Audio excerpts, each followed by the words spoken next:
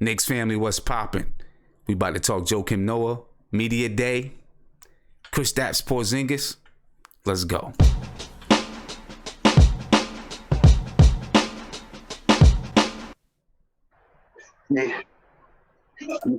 What's poppin', Knicks fans?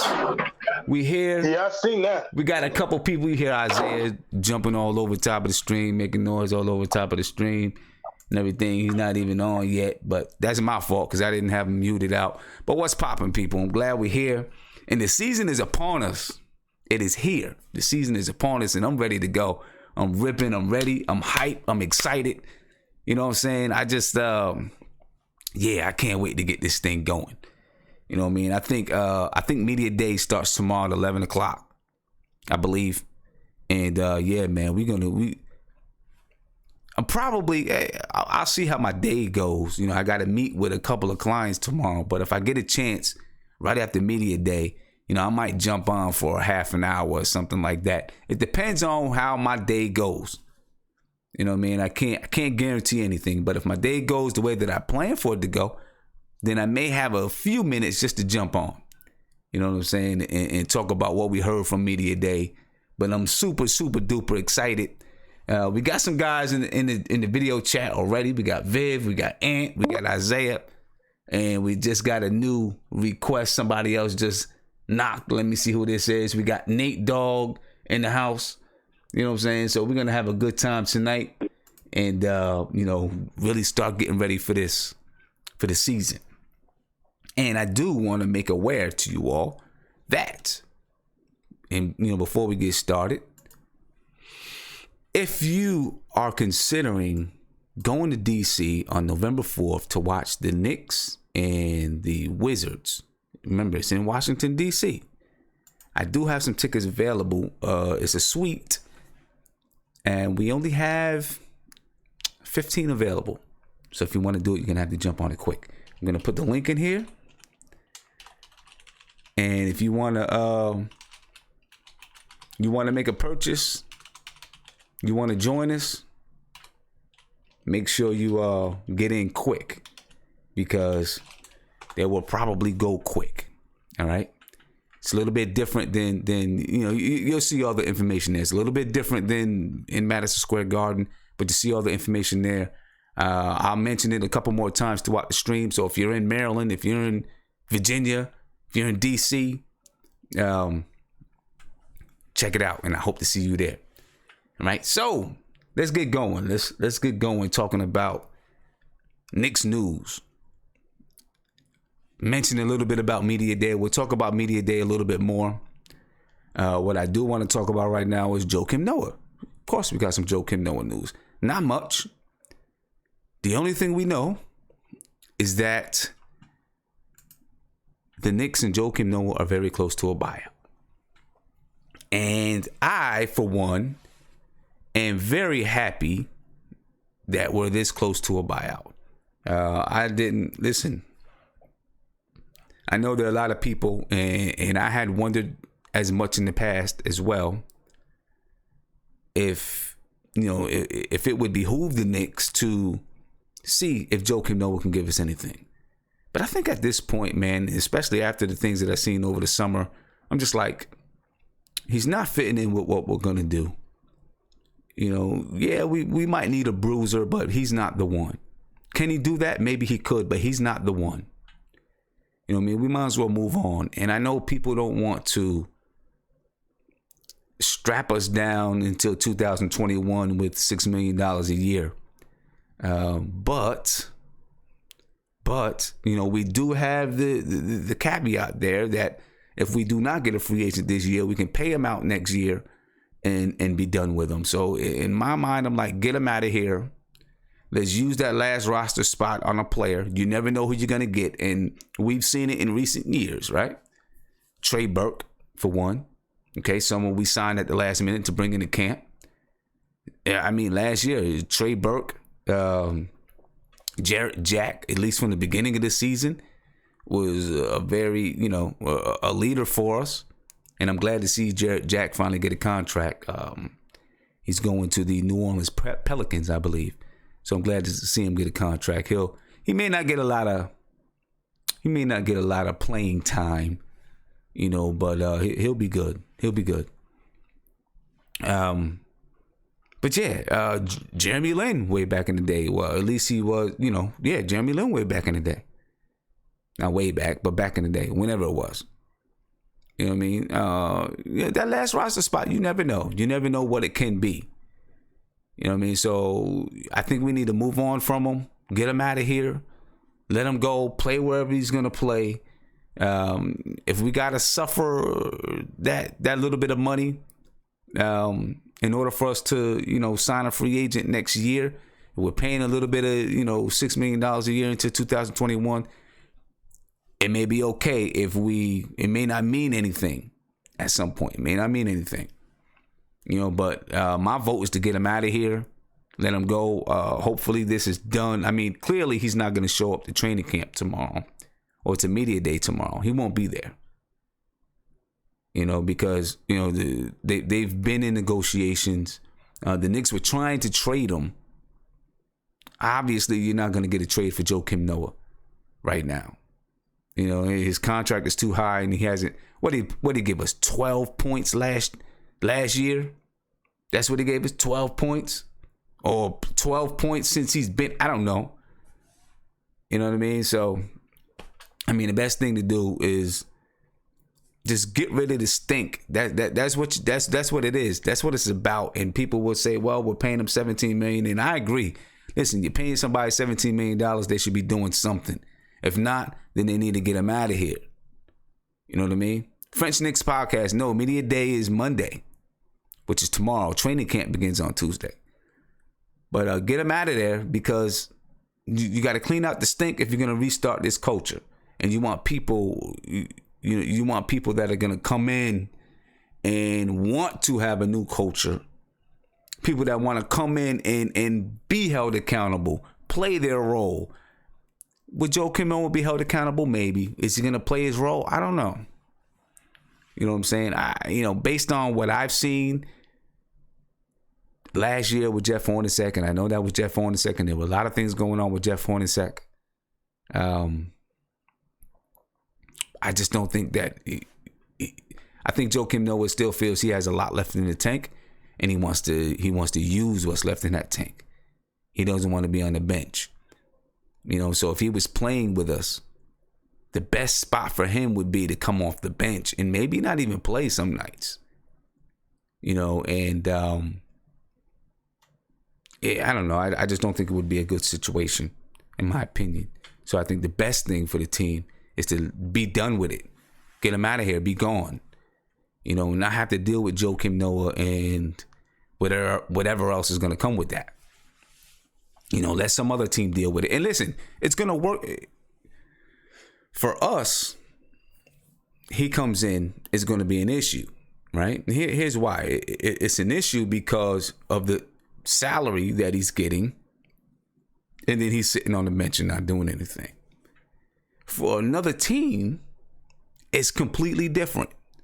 Because he's making the veterans minimum for another team. Most likely, he's making the veterans minimum. So the expectations are going to be different. Naturally, the expectations are going to be different. The expectation is going to be different for him. He's going to have different expectations, and the team is going to have different expectations for Joakim Noah. So it's going to be a totally different scenario going to another team. Same thing, the same way it was with Melo, right? Melo going to the Houston Rockets. There's just different expectations when you make $28 million than when you make whatever the veterans minimum is.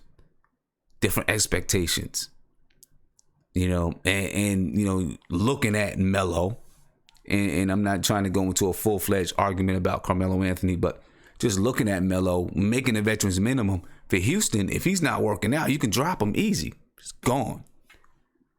You know what I mean? And same thing with Joakim Noah. So there's a big difference there. You can drop him, you can trade him, possibly, or something, and it's easier to trade because of the salary. So yeah, Joakim Noah is on the way out. If it's not done by tomorrow, then I'm sure sometime throughout Training camp next week. Joakim Noah will be history as a New York Knick. One of the biggest albatrosses of a contract that we've seen from the New York Knicks. It really was one of the. I mean, I don't know where you would rank bad New York Knicks contracts and who would be the worst contract ever, but Joakim Noah has to be up there. Has to be. I can't see how he's not. Joakim Noah's contract has to be up there with the worst contracts from the New York Knicks ever. You know what I mean? That's just my opinion of it. You guys may have a different opinion. I'm gonna bring my video chat crew in here, and we're gonna talk about Joakim Noah for a little bit, and then we're gonna move. We're gonna talk about some season goals, and then we'll move into media day, and see what's going on there. So let me bring the guys over. Let's talk a little bit, fellas. What's popping today, man? How y'all feeling this evening? I'm glad you guys are joining us. Blessed and highly favored. The Giants won. The Giants won. Giants did their thing. Yeah. We do not care about the Giants, man. We don't care about the Packers either. Y'all lost. I care about the Giants. Hey, the Giants played all right. But that dirty hit on Ingram, man. Saquon, get him on your fantasy team if you did. He should already be on somebody's fantasy team. He should have been drafted. So I'm worried about Ingram, though. Ingram got a dirty hit on him. I mean, I'm worried about Ingram overall because I haven't seen the production that I thought I was going to see. That too. He drops a ton of passes. Yeah, he drops too many passes. I don't like it, but enough about football right now. Joakim Noah, we got to get rid of this. I just wanted to be over with, like my boy Nate Dogg was saying. Be done. It's time to get it over, man. And it's he's gonna go down as I might have to say it. He might go down as the worst decision the Knicks have ever done since Jerome James. Nah, Jerome James was really bad. Jared Jeffries is bad. I don't know. This is bad, bro. This is a bad contract. 32 But they days. thought Noah had something in the tank still, man. I don't know what the other dudes had. Yeah, Noah had proved more than Jerome James and Jared Jeffries at the point when All I'm saying, I was telling everyone that 2016 free agency, man, GMs really messed up that summer. Yeah. But you can't blame them though. The way it was though, they thought that the way the inflation was going, these contracts was it was either that or Monroe, man. Good contracts. It was either that or Monroe. They thought the cap would jump to like 130 million. Yeah. By now, and it didn't. Right. So, like, if you look at some of the contracts, it's like crazy. Yes. So hey, Sim, I can say this, Sim. At least we're not Chandler Parsons. Not my boy Vic. We're not Chandler Parsons. I mean, yeah, that's just as bad. But that still might be a little bit better than Joakim Noah's because he's more productive than Joakim Noah. I don't even think he barely played, though. But Joakim Noah didn't play. I think their games is probably equal now, I think. How many games? So I'm gonna start. I'm gonna mute some of you guys. Isaiah, I'll go ahead and start with you since you were already talking, right? Okay. What is the Knicks' worst contract ever? I'm really interested in what do you think really is the worst contract that the Knicks have ever given out? Oh man, I gotta. Lord. It's a tough one. I know it's a tough one. Can I just put Isaiah Thomas whole GM as a one? But you know what? I'm going to be honest with you though. With the Isaiah Thomas. Don't do it. Don't defend them. Don't do it. You're gonna get. Wait a minute. Isaiah Thomas brought some talent though. He brought some talent to the team. You can't say he did. I will say, Sim. I'll say this about Isaiah Thomas. He knew how to draft for the value of when he did get the draft. Okay. I'll give him that. He did. But let's just look at the talent that he brought here. Let's look at the players he brought here. He brought some decent. He had one really, really, really bad. But Jamal Crawford, right? Stephon Marbury. Stephon Marbury's not talented? He was talented. It was just It was just the wrong time for him to come to the Knicks. Okay, Marbury 20 and 10, 20 and 8 for his career in the NBA. Right? When he brought Eddie Curry in, Eddie Curry was the next a talented. He was a talented guy, and he had one good season for us. Where he averaged 19 and 7, 19 and 8. Yeah, he had that one. Right. I'll say David Lee. But he brought in Zebo. I like Zebo. Zebo. I mean, Isaiah Thomas brought some guys in. I think he did. I think he brought some talent in. The culture was horrible. The culture was just bad, right? They just, the whole culture. It was just a mess. It was a mess. It was a mess. You know what I mean? But I think he brought some talent in. I'll say this though, Sim. I'll say did we get Jared Jeffries $100 million? Did we give it to him, or did we trade for his contract from the Wizards? What like you say, Viv? What you say, Viv? He was like 5 years, $30 million, something like that. Did we give him that, or did we trade for him? Isaiah gave him MLE, like the mid-level. Okay. We gave him that. Wow. I thought maybe. So I thought we traded for him for something. I'm gonna do this. I'm gonna go Jerome / Jared Jeffries number. It's 1A, 1B for those contracts. I'm gonna do that. Then I'm gonna give it to Joakim. Then I'm gonna give it to Andre Bargnani. Those are. That was a trade. That was still horrible. That was Andre Bargnani was a trade. That was a trade. Okay, fine. I give it to Allen Houston because he's the reason.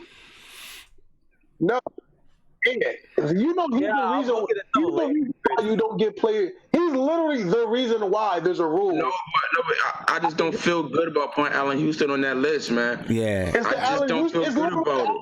They made a rule for Allen Houston. Hey, you want to know what the worst trade is? Yeah, the worst trade was when we traded Rod Strickland. No, actually, that's not the worst trade. I wouldn't say that. I would say when we traded the post Ewing trades, where we got some picks for Ewing and then we traded them all away for some bumps. Yeah. Let me see what Nate says. Nate. He's a proud Lions fan right now. Show that hat on. That's right, baby. That's right. We're doing work. Shoot, man. I would go by saying the worst move was the Ronaldo Balkman signing in the draft. That one still has scratches to me today. I don't know what Isaiah Thomas saw in that guy. Well, we're not just talking about Isaiah Thomas. Well, we're just talking about some of the Knicks' worst contracts. I actually, with Isaiah Thomas, I know a lot of people would argue with me in the opposite direction. I always thought that Isaiah Thomas brought some talented players into the Knicks organization. Yeah, he drafted Trevor Ariza. You got to give him props on that. He brought in Trevor Ariza and he's still in the NBA. Bro, for the value, it was just literally the wrong timing. It was just a lot of. We came off a Scott Layden era where we had no one athletic on the roster. No one. That's why. But by far, Sim, it had to have been Jerome James. That guy. I don't know. He had no talent. Hell, Joakim Noah actually was a player, man. If you watch the Bulls back in the day, the guy was an energy shot blocker, rebounder type of guy. Jerome James. I don't know what the hell he was doing. He was collecting a paycheck. Yeah, but this was Isaiah's biggest mistake. He would double down on the same players. He would try to he brought in Jerome James first, and then he traded for Curry after that. And then he's like, all right, these two are not worth it. I'm gonna trade for Zebo later. It's like Marbury. I got bring in Marbury, then I bring in Crawford. Did he bring in Zach Randolph too, or is that? Yeah, he brought in Zebo. So he just doubled down on the same players. It made absolutely no sense. Steve Francis, Larry Brown, but still same thing. Yeah. I have Marbury here. I'm going to bring in Steve Francis. But you know what, Sam? You know what hurts the most though, Sam? I'm sorry, real quick, Nate. You know what hurts the most, Sam? Is the draft picks we traded and they came out to be all-stars. Exactly. We traded Steve Francis we traded Ariza to get Steve Francis. Yeah. No, the Eddie Curry trade where we got rid of what would have been robbed the franchise for years of draft picks. LaMarcus Aldridge and Noah. We could have had Gordon Hayward, LaMarcus Aldridge, Noah in prime. Oh my God. Yeah. So let me ask you guys this. It's very clear. It's evident. Hey, Nate, do you think you could turn the volume of the game down some? Sorry. You fanning right now, sir. Yeah, no. You know, there's What's up? Go ahead. a lot to get the shine a little bit, Sim. Exactly. But it is evident, very evident, that Joakim Noah is going to be waived. It's going to be stretched. Where do you think he ends up? I think Minnesota. I don't know about Minnesota no more, man. Tibbs is the only one that wants him, man. No, I think Tibbs is right behind Jimmy Butler. I think the way this is going, he's right behind Jimmy Butler. I don't think Tibbs lasts through the year. Golden State. Nah, not Golden State. He doesn't fit the system. I think I could see him in Houston, or He could be everybody in Houston. Fool, and they got everybody there. He's going. Well, they need rebounding. They need rebounding. No other team's gonna sign him. Minnesota's going to sign him. They said they've already gone on record, even though they're backtracking, and now they were on record saying before they were going to sign him if he got waived. I think Tibbs is losing his power though. I would love to see Joakim Noah on the Lakers. I would love to see it. Oh, the Celtics. I can see him on the Celtics. Put him with JaVale McGee, Lance Thomas, Rondo, and LeBron. Right. I would love to see that. Right. Hey, Lance Thomas? I mean, Lance Stevenson. Dark horse. I was like, Lance Thomas. The Celtics, they don't have big men. They don't have good big men. don't have big men. Yeah, you have a point. Yeah, I mean, I guess. I know. We'll see. I don't know. I don't know who's really going to be hot for Joakim Noah. Nah, he may have to wait until. I don't think he'll get signed before the season starts. He'll sign the contender team because I think that they could use a guy if he's healthy to just Maybe give him after the like new maybe year. 15, 20 minutes No of tanking energy. team's gonna want him, so you know. Yeah, There's a lot of guys that need big men. There are, but I don't think any tanking The teams. Sixers might use him. They need extra big men.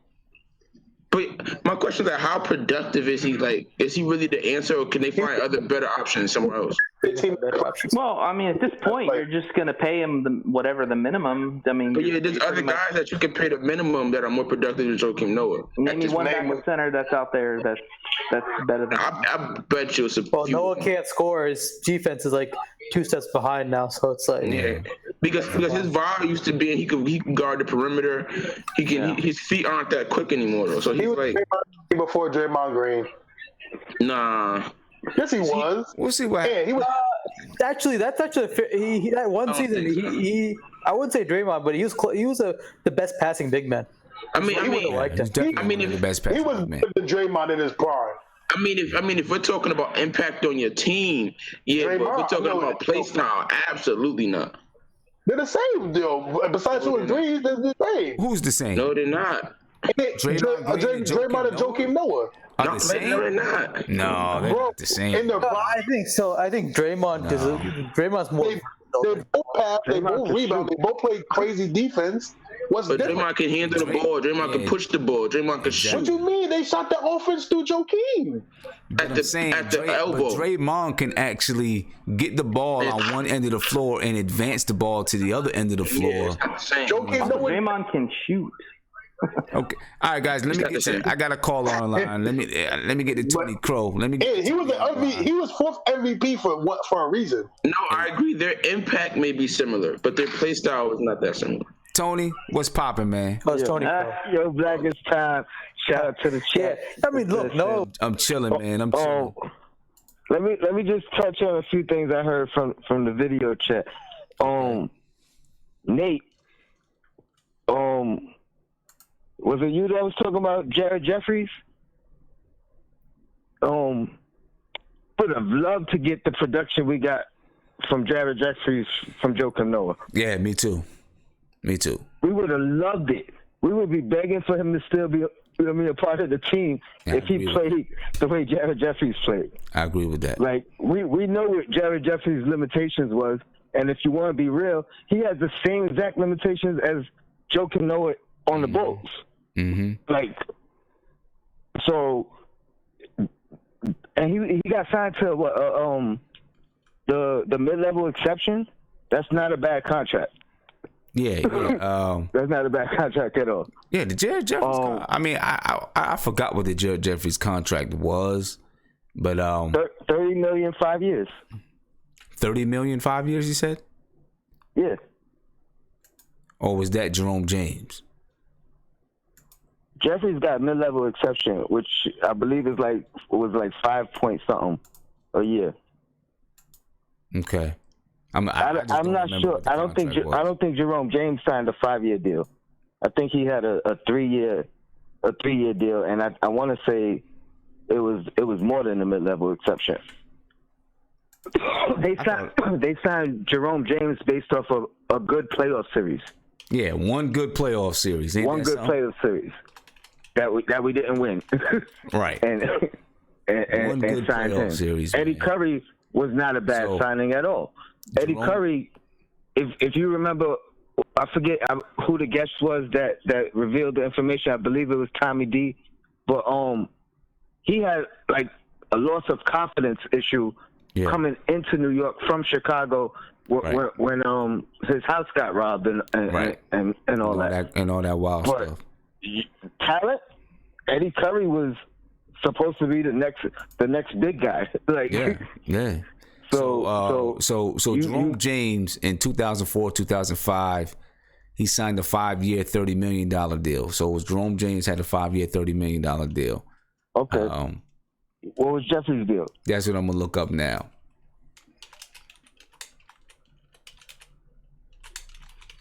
I know James. I don't even think James played more than like 15 games for us after signing them contracts. Yeah, he didn't, man. He was a guy that just, I don't even know. He kind of just like quit on us and was still there. He couldn't stop eating. So got his money and was like, I'm good. Yeah. So Jared Jeffries was also 5 years, $30 million. That's $6 million a year. We're gonna pay Joakim Noah. We're gonna stretch Joakim Noah and pay $6 million a year for the next 3 years. Jared Jeffries, we paid him $6 million a year, 5 years, $30 million.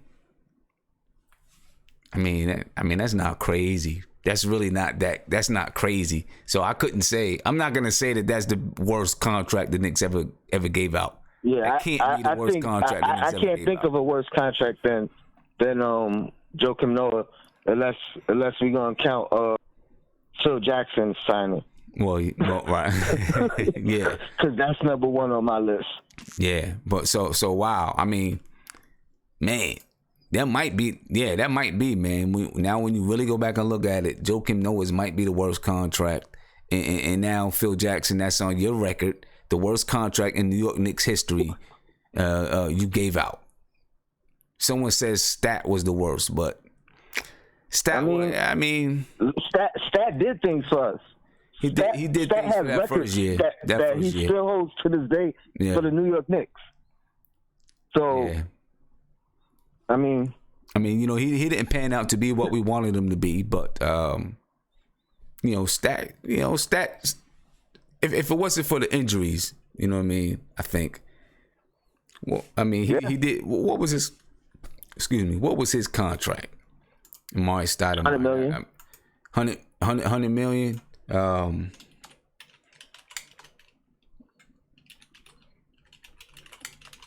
I mean, it was definitely a serious contract. Let me see. Stoudemire reaches a 5-year deal with the Knicks. Let's see what it was worth. $99.7 million. $100 million, yeah. Yep, $25 million a year. Even Allen Houston's contract wasn't a bad contract. Like it wasn't. What he did for us, he deserved that money. Yeah. He's another one that got hurt after the contract. But I don't hold that against dudes. You know what I mean? And what he did for us, like no Houston, it wouldn't have been many glory years. You know what I mean? Yeah. Yeah, man. So, well, you know what? We're about to get rid of this contract, and hopefully Scott Perry, Steve Mills, they're going to be very prudent when it comes to giving out contracts and making the right moves. I want to give a shout out to Robert Paris. Thank you for the super chat. He just said, Yanks, Giants, Knicks, all good in the house. Well, I mean, I'll substitute Mets with the Yankees. So I'll say Mets, Giants, Knicks, all good in the house. But I get it. You're a Yankees fan. I support the Yanks though. But Yeah, man. So hopefully Scott Perry, Steve Mills, and them guys, once we get through with this, we get all these bad contracts gone. We get all the stink out, man. Get it out and come in fresh. Come in fresh. Yeah, coming fresh. I mean, I wouldn't have been mad with him staying and maybe them doing this if they had to mid-season or whatever. But I'm definitely not mad at them doing it now. Exactly. And now it's really now it's a youth in the backcourt. It's youth, man. In the front court. How old is Cantor? Cantor's like 25, 26.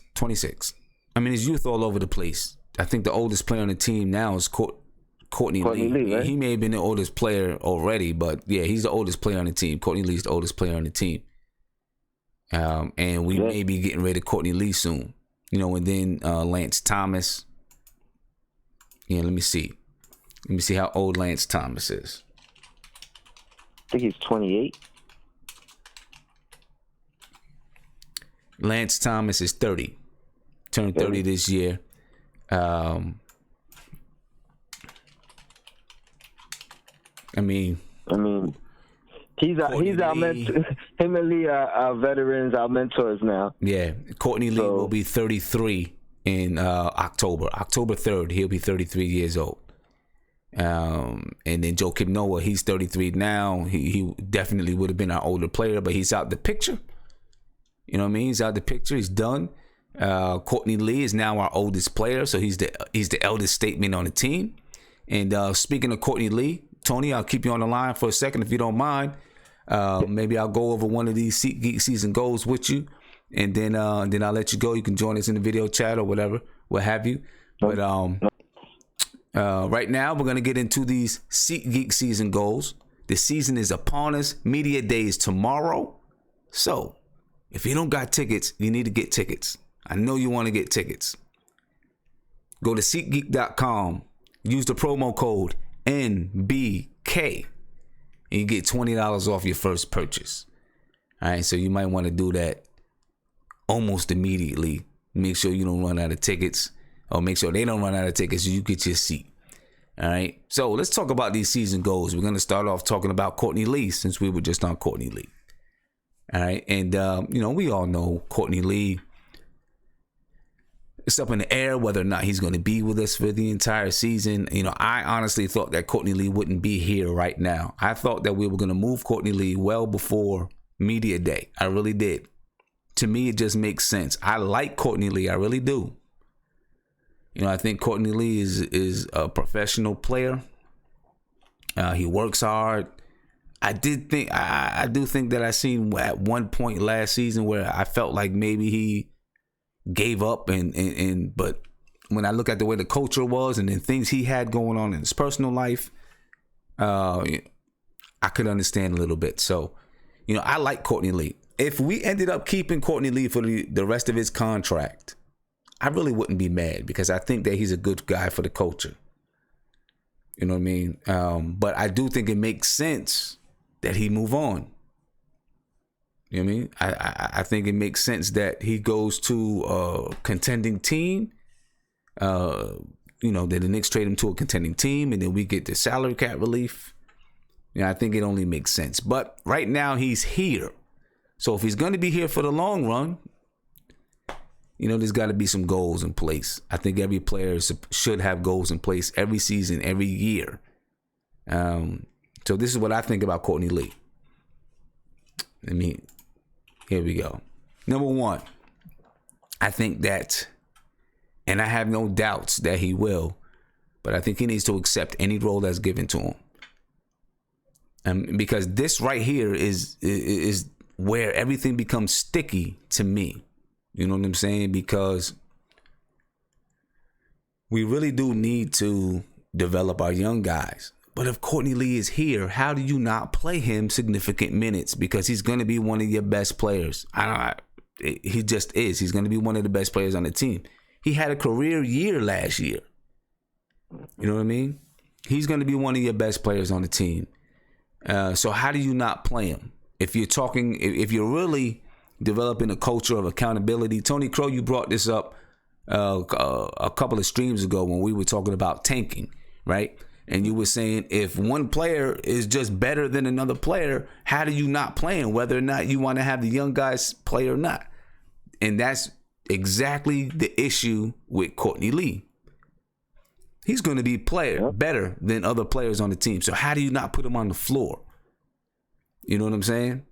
You got to put him on the floor. And that's where the dilemma is, because you want to develop young players that will hopefully get to his point one day.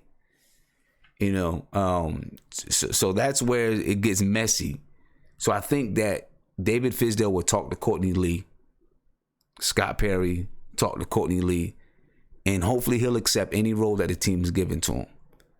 You know what I mean? But realistically, if I was Courtney Lee, I'd get a little bit upset if I'm not getting the playing time that I really think I deserve.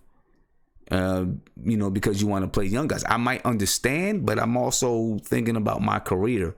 That's the biggest reason why I think that he needs to be traded. You know, that's the biggest reason why. But I think, you know, he's going to have to accept any role that's given to him. You know what I mean? He's made it clear that his goal is not to be traded, or I'm not going to say his goal is not to be traded. He made it clear that he doesn't want to be traded. He likes it in New York, wants to be in New York. I can understand that too, because he's bounced around from place to place throughout his whole career. So he probably wants to be settled in somewhere. You know, but if that's the case, if he does, he's gonna have to accept any role that the team gives him. You know, 2, remain professional. Whatever happens throughout this season with Courtney Lee, I just want him to remain professional. You know, I think that's something that he should be talking about with his team, his family. Remain professional, and let it work itself out. It'll work out in the end. You know, have your team work on it. Of course, you know, the Knicks going to be working on it, but just remain professional. Don't give yourself you have a good reputation now. Don't turn your good reputation into a bad reputation by doing things, saying things. You know what I mean? Just remain professional, accept the roles, and then if you get traded, whatever happens, step up and play your game and do what you got to do. And then if he's going to be here, be a veteran voice and a leader. You know, you've been around the block in this league. You've been to the championship. You've been on the worst teams in the league. You know what I mean? So you've been through it all. Be a veteran voice and a leader. You know, I think we have 2 good guys in Lance Thomas and Courtney Lee. If Courtney Lee is going to be around, who can help lead these guys? You know what I mean? I think those are 2 good guys. Both are professional. And listen, if the Knicks decide to keep Courtney Lee for the long haul till his contract is up, that could very well be the reason why. You know, because he's a great role model for these young guys, which they need. You know what I mean? So, Tony, what do you think about that? I agree. I agree with all 3 points. I think actually all 3 of them kind of go hand in hand. Like they could all be, you know, tied into one. I think for him and for Perry, if they approach him as far as, you know, play your game and play your butt off and make us have to play you, if that's what it is, you know what I mean? That's what it is. You can't not play. Let's just say he's the best guy. You can't not play the best guy, right? If he's playing the best, right? And then if you really want to trade him, that's going to boost his trade value. You know, so that's going to help as well. Play well, and play him and let him play well. That'll boost his trade value if they want to trade him.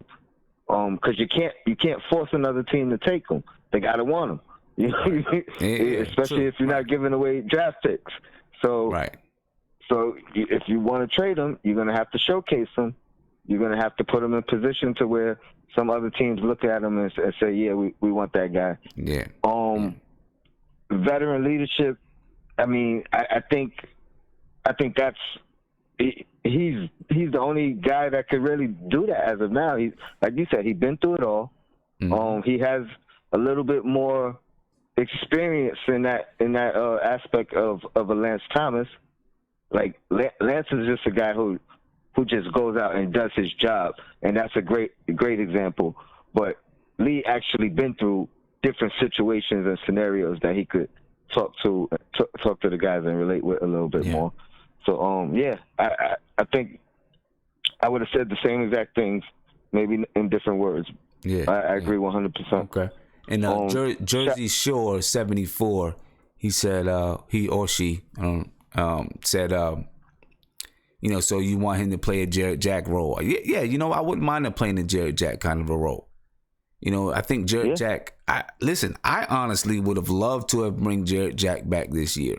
I really would have. And I know a lot of people say, well, the first thing I'm going to see in here in a couple of seconds is he's trash. Jarrett Jack is trash, right? But Jarrett Jack was, in my opinion, a really positive influence on Frank Ntilikina, probably Trey Burke, all these young guys. I mean, he really is a leader. He's probably going to be a coach one day, because he has that, he has that coach's mentality. And, so yeah, I think you need players like that because young guys just don't know how to do it. And that's one of the keys to being a winning team. You got to know how to do it. It's one thing to have the talent to go on the floor and play, but then you got to know how to win. You know what I mean? You got to know the things to do to win in the NBA. And I think that Courtney Lee understands what's necessary to be successful and to win in the NBA. Just understands how to be professional. So yeah, I wouldn't mind Courtney Lee being that Jarrett Jack type of guy for the team. He's probably more productive. Jarrett Jack at the the middle of the season, maybe even before the middle of the season, he ran out of gas. Part of that is due to Jeff Hornacek too. I remember games where the Knicks were either up 20 or down 20, and I'm like, why is Jarrett Jack still playing? There's 3 minutes left in the game. Still got Jarrett Jack out there. You're gonna run his legs into the ground. He's not gonna be able to play. You know what I mean? I think Courtney Lee has a lot more juice left in the tank than that. One last thing, Sam, and then I'm gonna hang up. He's also arguably our best wing defender, which garners him to potentially start. You know what I mean? So I mean, I don't see a problem with keeping him. I just hope they do right by him. Yeah. It's easy. It's hard to be a good soldier if you're not being done right. Properly. Exactly. You know what I mean? Exactly. But shout out to the chat. Yo, Black, it's time. Definitely. Keep doing your thing. All right, man. Peace. I'm gonna get over here to the video chat real quick to see what these guys think about Courtney Lee. Let me see. And what do you think, man? What do you think about Courtney Lee? It seems like he's gonna be here. He's here right now. He's definitely not gonna get moved before the deadline, before training camp begins, unless something just happens, right? The goals that I had for Courtney Lee, I'll in case you guys were having a conversation, I'll go over them again. Number one, accept any role that's given to him. Remain professional, and then be a veteran voice and leader in the locker room. Where do you see, if Courtney Lee is here, and let's just assume that he's going to be here, right? Where do you see him fitting in? I think as long as he's here, he's going to have a big part, because I feel like there's no one else on this roster that can do what he does. Like, he's probably the only guard we have that's a consistent three-point threat. Him and Frank together probably the two best perimeter defenders. So if he loses his minutes, who is he losing his minutes to? Right. Right. I mean, if there was somebody that that deserved to take his minutes, then I'm all for it. But I don't see anybody on this roster right now deserves to put a serious dent in his minutes. Yeah, and Courtney Lee averaged 12 12 points, 2.4 assists, 2.9 rebounds, shot 45.4% from the field, shot 40.6% from three, 91.9% from the free throw line. He's productive, man. Yeah. And that's it, you know. And I think my only goal for him was just to play big brother this year. You know, just talk to the guys, be positive, you know, play hard. Yeah. You know. Yeah. Be the good cop. You know, because Fizz, man, he gonna be the type that he gonna get on his guys. You know, so if Fizz get on him, Courtney Lee pull him to the side, and you know, just be that big brother type. I think that's all I really can ask of him until he, you know, gets traded. You know, because I think he sees the writing on the wall. You know, but I just want him to stay professional. You know, and just do his job. And I think that, you know, his stock is higher than a lot of us give credit for. Like, I think a lot of teams value what he does. So I think so. I think if we wait to the trade deadline, we can get a draft pick for him, I believe. Right. Okay. I think so. Viv, what do you think, man? Yeah, I mean, I think your goals are pretty much on point. Be a good veteran, accept your role, and I mean, that's really what it is. I mean, so he has, as long as he's on the team, he's gonna have some sort of role. It'll probably be very similar to what it was last year. So it's up to the young players to show that they're better than him. So we'll see what happens. I'm gonna tell you what I don't want to see. I do not want to see the Tim Hardaway and Courtney Lee at the 2 and the 3. Right, I don't want to see that either. I didn't really like that last year. I hated it then, and I still hate it now. So I didn't like that at all. You know what I mean? So I definitely don't want to see that. Nah. Nate, what's up, man? Oh man, hey, so give us a report. What's happening with the game right now? Oh, Lions won, baby. Game's over. Lions won. Yeah, so that means they messed up my fantasy league. Yeah, man. They hurt me. I'll take it.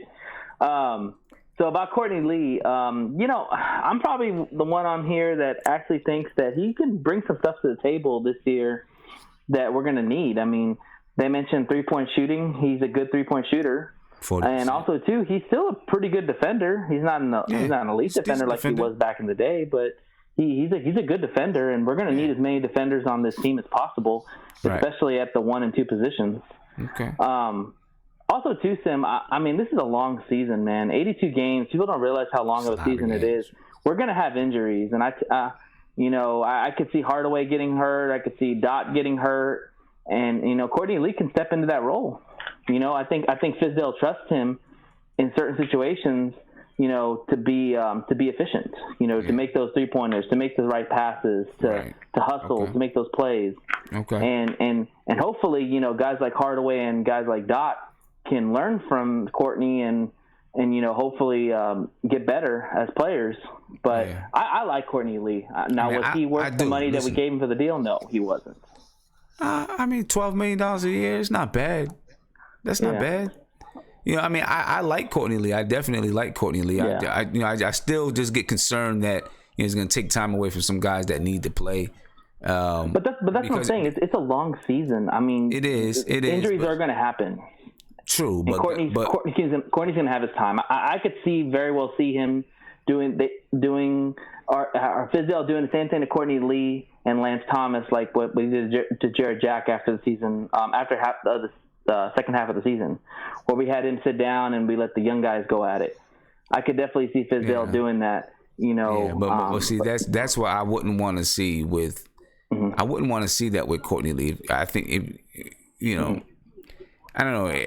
At 32 years old, you gotta want a little bit more for your career, in my opinion. You know what I mean? Than to have to sit on the bench. I think we should definitely be open to a trade, but again, understand. You know, let's just say hypothetically, let's say the Knicks are playing better than we thought. You know, Courtney Lee could be one of those guys that could be a good role player for us with a young squad. Yeah, of course he could. You know? Of course he could. I think he's going to play a great role. He's going to play a great role on this team. You know what I mean? I think he will. Let me get to this call. All right. Caller, you're on live with Nothing But Knicks. What's popping, man? What's good, family? This is Phil Facts, man. Also known as Pop 167 on the chat. Peace to the chat. What's going on with you, brother? Well, I'm calling because you guys got me really hyped up, man. Every topic I spoke about tonight was official. The Isaiah Thomas topic, I got some things I want to chime in on about that. Okay. The Courtney Lee thing was the last thing I heard you guys talking about. I had to turn off the TV so I don't, interrupt. But with Courtney Lee, everything you said, I really agree. I do think, though, that our expectations sometimes we get a little emotional as Knicks fans because we've been through a lot. Mm-hmm. And I think what you're asking of Courtney should be expected from anybody that comes to our team. You have to play your role. You have to be a professional. What I think we should value with Courtney, and we shouldn't be willing to trade him because of certain reasons like his experience on the floor, him being part of a championship run, him having playoff experience. These are the things that the young guys can learn from him while they're on the floor. So we can't have a team that's just young and they just out there learning trial by error. You like having a dance partner. You need someone to show you how to make these steps sometimes. And Courtney would be perfect. Yeah, I mean, I agree with you. My only issue, and it's not with Courtney Lee. My only issue is that there's a log jam at that whole position, and if we really are intent to see some of these young guys play on the court and develop, they're not gonna play over Lee. They're not, because Lee is better than Dotson at this point in his career. You know what I mean? And, so if you want Dotson, if you want to make room so that Dotson can play, then someone like Courtney Lee, you have to say, okay, now what do we do with Courtney Lee? Because you can't not play him if you're truly going to teach accountability. You know what I mean? If you're truly going to teach I agree with you. Gotta that's put the him on the thing. floor. That's the problem that we have. Sorry to cut you off, Sim. But you did chime in on something that's been on my mind too. Guys like Dotson, certain guys that we're not seeing certain things from, we have to learn that maybe being on the bench, maybe observing will help them as well. We do want them to be involved and on the floor, but some people have to learn from observation. Some people learn from doing things through experience. And I think Courtney Lee, more Lance Thomas is somebody that I'm willing to sacrifice playing time for. Guys like Dotson who don't have real NBA experience to pass down. We're going by their age or what they're getting paid, and I don't care about that. We got to pay people anyway. The money has to go somewhere. What we really trying to do and our goal, we need people like Courtney that can give that valuable NBA experience, certain moments and certain times. And I'm not saying Lance is not capable. He has good habits, but it's not the same like what Courtney brings to the table. Guys like Tim Hardaway Jr., those are people that are kind of holding us up. These are the moves that we got to make. I think we're worrying about trading Courtney Lee, and he's not the guy we should be thinking about. Okay. He does have value because of what he brings, but we got to cherish his value and maybe try to see what we could do with Hardaway Jr. As much as I liked him, man, I love his pops. I'm the same age range as you, so my perspective on ball is similar to yours. He is what he is at this point. I hate to say it, man. He's not a superstar. He's a good player, probably a role player, maybe a good six-man. But, we can't bank on him with anything right now. I'm willing to give guys like Tria, some of the other guys play over Tim. The problem is with a lot of people in the chat, I hear they worry about salary. That's stuff that we really can't worry about. If I was coaching, I wouldn't really worry about that per se. I would worry about production. And the front office will have to deal with moving those guys who are overpaid and not producing. Okay. Hey, great call, man. Great, some very, very, very good points. Very good points. And thank you for calling in, man. Appreciate you. Definitely. Appreciate it. All right, peace, man. Peace. All right. So, yeah, Courtney Lee. There's going to be a lot of talk about Courtney Lee going on throughout the season, as long as he's here, So, we'll be on standby to see what's going on with Courtney Lee, man. Next, I want to get to, let's talk about our boy, Kristaps Porzingis. Let's talk about Porzingis and his goals for the season. And to be honest with you, well, there's a couple of goals that we could talk about, but really, there's one goal, really, That's to get healthy. That's it, really. Get healthy. But there are a couple other things you can throw in there. But we want, and when I say get healthy, what I'm saying though is not just, okay, hurry up and get healthy so you can come back. No, I want him to be 189,000%. You know what I'm saying? I don't want all the contract stuff. I don't care about. I know he does. Right? The Knicks and I'm sure they care about it. Right? As a fan, I don't. I just want him to come back. I do. I get afraid. I really do get afraid that he or his team is going to want to rush him back because of this contract stuff. And hopefully they don't. Hopefully they're like, you know what? That's going to work itself out if you come back 100%. If you come back 100%, we know that you can produce like this, that, and that. Then the contract stuff will take care of itself. You know, hopefully that's what they're on. That's what I hope they're on. I just get afraid. We've seen players time and time again, come back too early, either, you know, because of contract stuff, or they want to prove they're a tough guy, or they just genuinely want to be there for their team because their team is in the playoffs or whatever it is. They come back too early and boom, you know, they get re-injured. You know, I want him back healthy 100%. He's too important to the squad, to the franchise, to the future of this team. So he's got to come back stronger than ever, better than ever. You know, so that's it. I don't want anything else getting in the way. I could care less about Christmas. Him coming back on Christmas. Would it be exciting? Of course it would be. You know, but you know, my mindset for him is, if the doctors say you can come back November 23rd, don't come back until December 23rd. Or, you know what I mean? Or if they say you can come back December 25th, that's the date. Well, don't come back until January 25th. You know what I mean? Just to get, you know, and continue your whatever regimen you were on, continue your regimen, you know, and make it healthy. I mean, just give it a little bit of extra. That's where I'm at with him. I want him 189,000% healthy.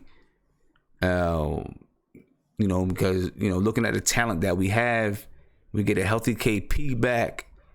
You know, we got something real nice building here. You know, so that's my main goal for KP, but there's some other things. I'd like to see him establish himself as a leader. I don't know if he's done that yet. I don't know what his personality is like inside the locker room. And I'm not saying that he has to be a vocal leader. He doesn't have to be LeBron. You know what I mean? He just has to be whatever leader that he is. Really establish himself as that leader and be that guy. You know, if he's showing everyone how to lead through his work ethic, then work harder than everyone else that's on the team, even though you're injured. You know what I mean? If you're showing it through your professionalism, then be the most professional guy on the team, even though you're injured. You know what I mean?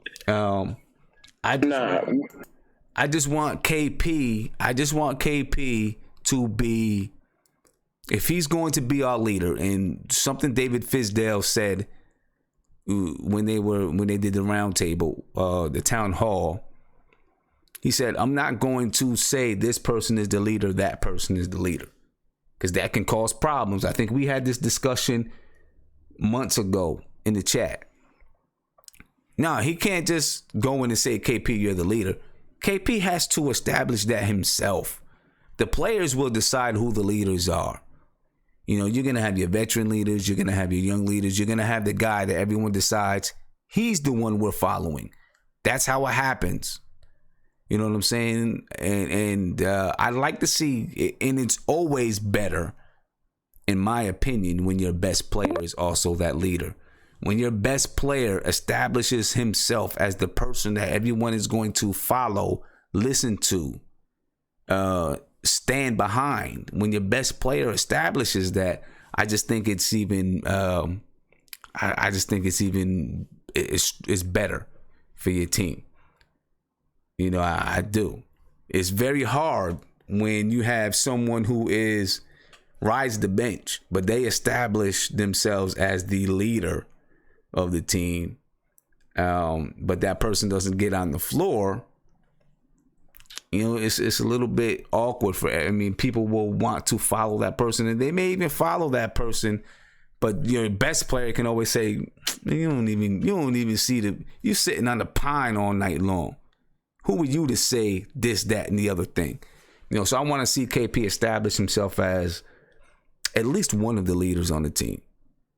You know, through his work ethic, if he's going to be vocal, through being vocal, whatever he defines himself as a leader, or naturally, however that comes to be. I just want him to really establish himself and make that foothold as the leader or one of the leaders of this team. And then my last goal for him is to learn from being on the bench. Like the last caller just said, there's a lot that players can learn from being on the bench. You see the game differently when you're sitting on the bench. You know, it's a very different. You just see it differently when you're on the bench than when you're on the floor. You know, when you're on the floor, your adrenaline is pumping. Things are moving fast. Things are happening, and you got to make decisions right in the moment. When you're on the bench, you see it differently. You know what I mean? And this will be a great time for KP to really, really learn the basketball game being on the bench. You know, you just learning it and seeing it from a coach's point of view, seeing it from a fan's point of view, and then applying it on the floor. And that's the one thing I did want to say to that caller. You know, yes, Dotson, all those guys can learn from being on the bench, but at some point you got to apply it. If you never get a chance to apply it, then you learn how to be a coach instead of a player, right? If you know you've been sitting on the bench and you're picking up all this knowledge about the basketball game and all that kind of stuff, but you never get a chance to apply it, then you know you're probably. I mean, you're being trained to be a coach. At some point, you got to apply it on the floor. You know what I mean? You got to apply. So let me take this call. Caller, you on live with Nothing But Knicks. What's poppin'? Caller, you there? Yeah, I'm here. Hey, what's poppin'? Oh, I'm sorry. Hey, send me this Jersey Shore. How you doing? I'm chilling. What's up, man? Okay, so I want to digress back just a little bit. That last caller was absolutely right. And if you're going to play your best players out on the floor, you don't want Hardaway playing the three because we know he's going to struggle enough trying to guard 1 and 2s as it is. So where do you put Lee? You going to put him at the 1? Oh, well, you definitely don't put him at the 1. Yeah, he's not a 1. He's not a 1. So you definitely don't put him there. He's not going to be your lead guard. He's not. So where would you if we're going to put our best players out there, and you just got finished saying you learned from being on the bench, then where's Dotson's playing minutes going to come from? Where's Moutier's playing minutes going to come from? How are you going to showcase Lee and make him trade bait if you don't put him out on the floor?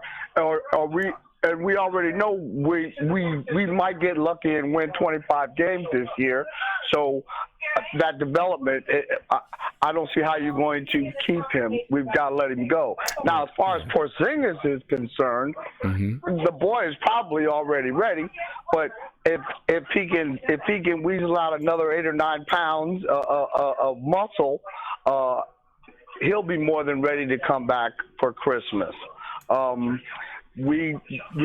team is second-year players and players that were, drafted 1 through 10 or 1 through 12, and now we got a new system. First things first, we got to play defense. If you can't play defense, you're not going to play. So, as far as that's concerned, where do we go with Lee? that's the thing. You know, if you got Lee, and listen, I'm gonna let you go. All right, because I know you got some other people calling in, but I'm gonna answer. Out. All right. I appreciate the call, bro. Absolutely. Peace. All right, later. I mean, that's the question we've been talking about, you know, since we've been talking about Courtney Lee. You know, what do we do with him? Where do we go? And I guess David Fizdale, Scott Perry, them guys, I think they're going to have to figure that out. You know, there's a lot of guys. There's a long log jam there. I mean, you got guys who can play that two spot. I mean, you got Dotson, you got Ron Baker, you got Tim Hardaway, you got Frank Ntilikina, you got Emmanuel Mudiay, you got Courtney Lee. You got at least six guys that could play that off guard spot. You know, everyone can't play it all the time, but you know, there are going to be different lineups out there. There's going to be sometimes long lineup, sometimes a small lineup. I'm counting on Fizdale to be able to mix it up, but of course, there's going to be some people that got to take the back seat. And that there is the dilemma. I mean, that's the dilemma right there. I mean, I'm gonna take one more call. I'm gonna get back to the chat, to video chat. Caller, you on live with Nothing But Knicks. What's popping? Hey, what's up? What's up, Tim? Hey, what's going on, man? What's up with you? Yeah, no, I agree with the last two callers. They made real good points. With Porzingis, I mean, honestly, I wouldn't play him. I wouldn't even play him until, like, if we were going to make the playoffs, some chance our team is just playing out of their minds. And April, yeah, maybe I get Porzingis ready, just if he's 100% ready. But other than that, I don't think he needs to see the floor this year. Well, I mean, the thing is, if he's fully ready and he can come back this year, I don't see why you don't play him if he's fully ready. You know, and the reason why I say that, if he is fully, I mean, he's just ready.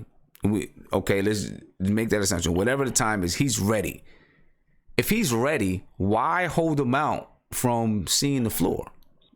Why hold him out from playing? If he's actually and truly ready, why not put him on the floor? Because you don't want, this is where the whole thing becomes a dilemma, because you don't want him to come back at the beginning of next year and he hasn't played in a whole year and a half. Right? You at least want him. You want him to get out there on the floor and get his feet wet. If he's ready, yeah, I hear you. Yeah. It doesn't make sense. Right. That's what I'm saying. If he's ready, put him out there on the floor, because even if he doesn't make a difference with whatever is happening this year, which, you know, he'll make some kind of a difference. But let's just say we were out of the playoffs. People are going to say, well, don't play him at all. I disagree. He needs to get on the floor and play so that he can be in shape and be ready for the following year. It is so different than just working out in the gym, doing your training regimen and preparing, than actually getting on the floor. You got to get on the floor. And so if he's ready to get on the floor, like truly ready to get on the floor, then I think you put him on the floor, even if you're not going to see, even if he's not going to push the team to the playoffs or anything like that. I think you get him on the floor so that he's prepared and start getting prepared for the following year. You start developing chemistry, all those type of things. I don't know. You sit out for a year and a half, man, you can lose a lot sitting out for a year and a half. No, I hear you. I really like, now that you said that and all that, I really like that plan where you said if he's ready December, he doesn't play till January. I think that's probably the best way to go. Yeah, give that little bit of extra time. I mean, that's what I would do.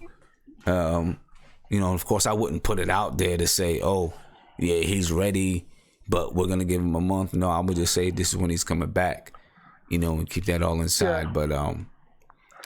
But it's going to be a tricky situation with KP this year. I kind of wanted to touch on the earlier topic you had a little earlier tonight.